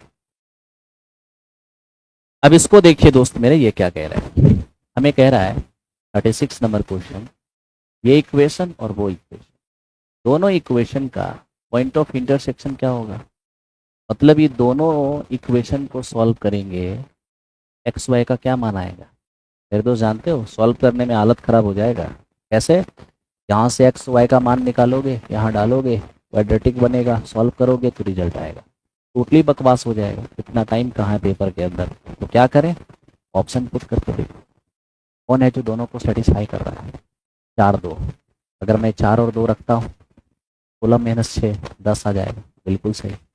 इसको रख के देखता हूँ, -2 -6, ये हमारा -8 और +18, बिल्कुल 10 हो जाएगा। ये इसको सेटिस्फाई कर गया। तो मेरे दोस्त ये दोनों ही पॉइंट क्या किया है, इसको सेटिस्फाई किया। देखना है कि इसको कर रहा है क्या।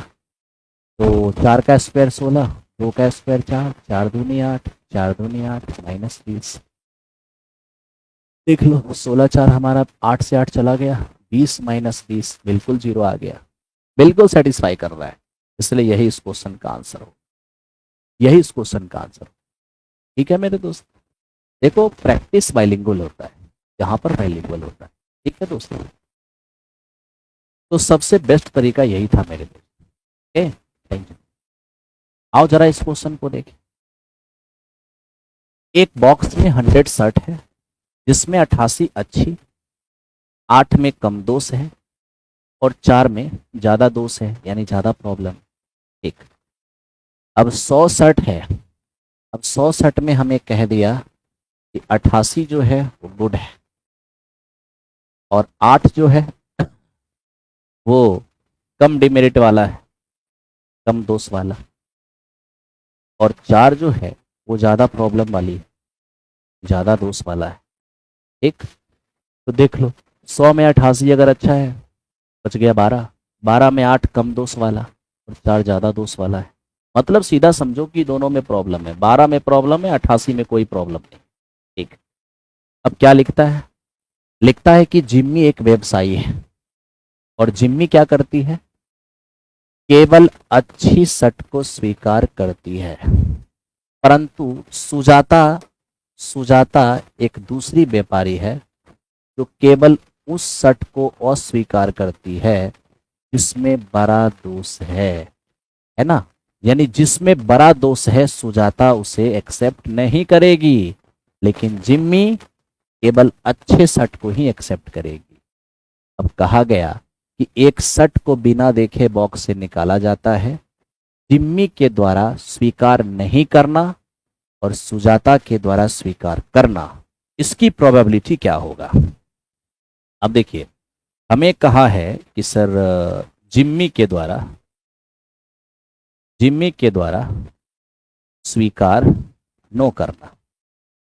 ठीक है, अब जिम्मी के द्वारा स्वीकार नहीं करने की प्रोबेबिलिटी क्या होगा? जिम्मी स्वीकार करती किसको है? जिम्मी केवल अच्छे शर्ट को स्वीकार करती है। अगर जिम्मी अच्छे शर्ट को स्वीकार करती है, इसका मतलब अच्छे शर्ट के अलावा जो भी है उसको जिम्मी स्वीकार नहीं करती। तो जिम्मी स्वीकार करती है सिर्फ अच्छे शर्ट को, इसका मतलब कम दोष और ज्यादा दोष को जिम्मी स्वीकार नहीं करती। यानी जिम्मी जिसको स्वीकार नहीं करती वो 8 और 4 12 शर्ट है। कितना में? 100 में। क्या प्रोबेबिलिटी होगा? 0.12। और सुजाता के बारे में क्या बोले हैं? सुजाता के बारे में बोले हैं, प्रोबेबिलिटी बताइए सुजाता की।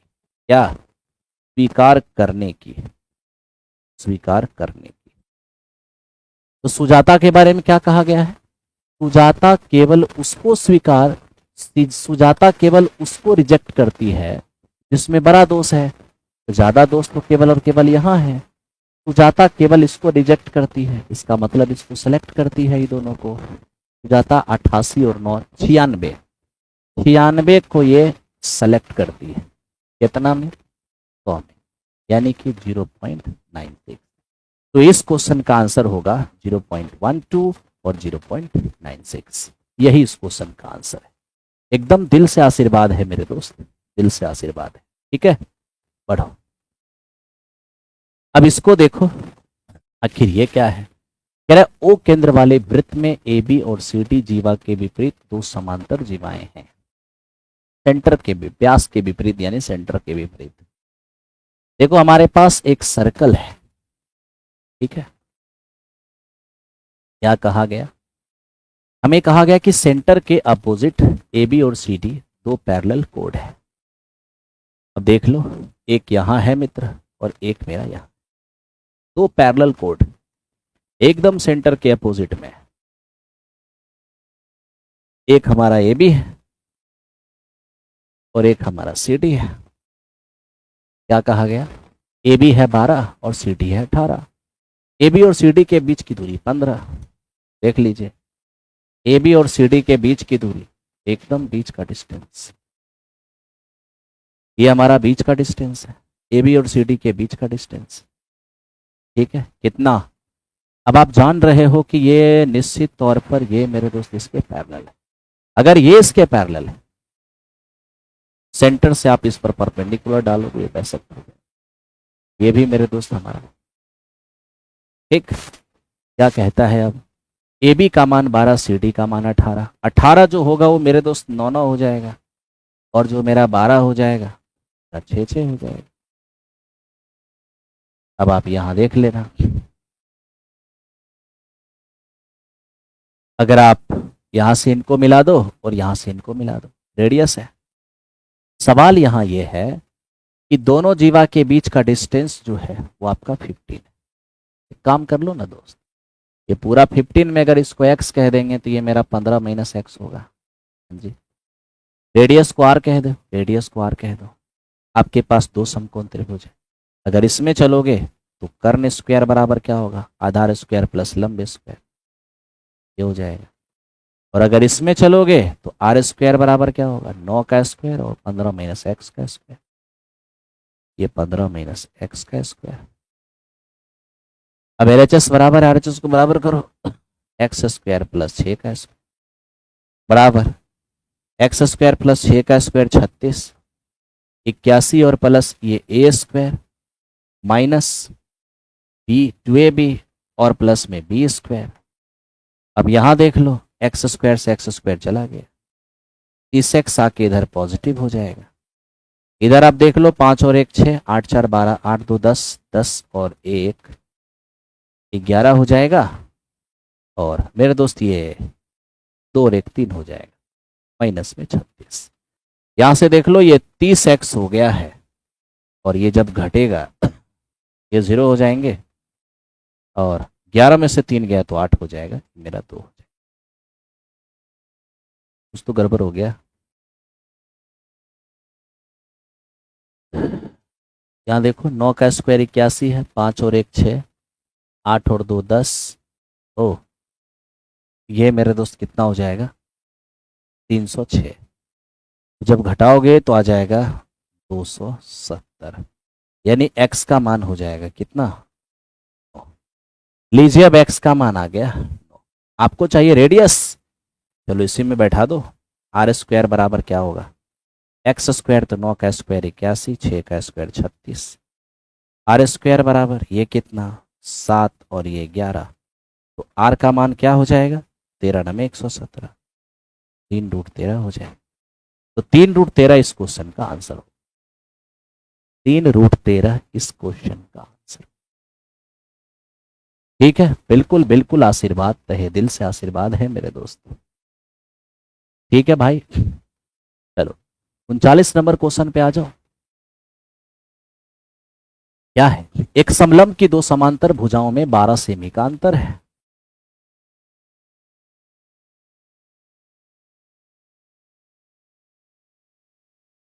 एक समलंब की दो समांतर भुजाओं में 12 सेमी का अंतर है। अगर ये x है तो ये मेरा x प्लस 12 हो जाएगा, 12 का अंतर है।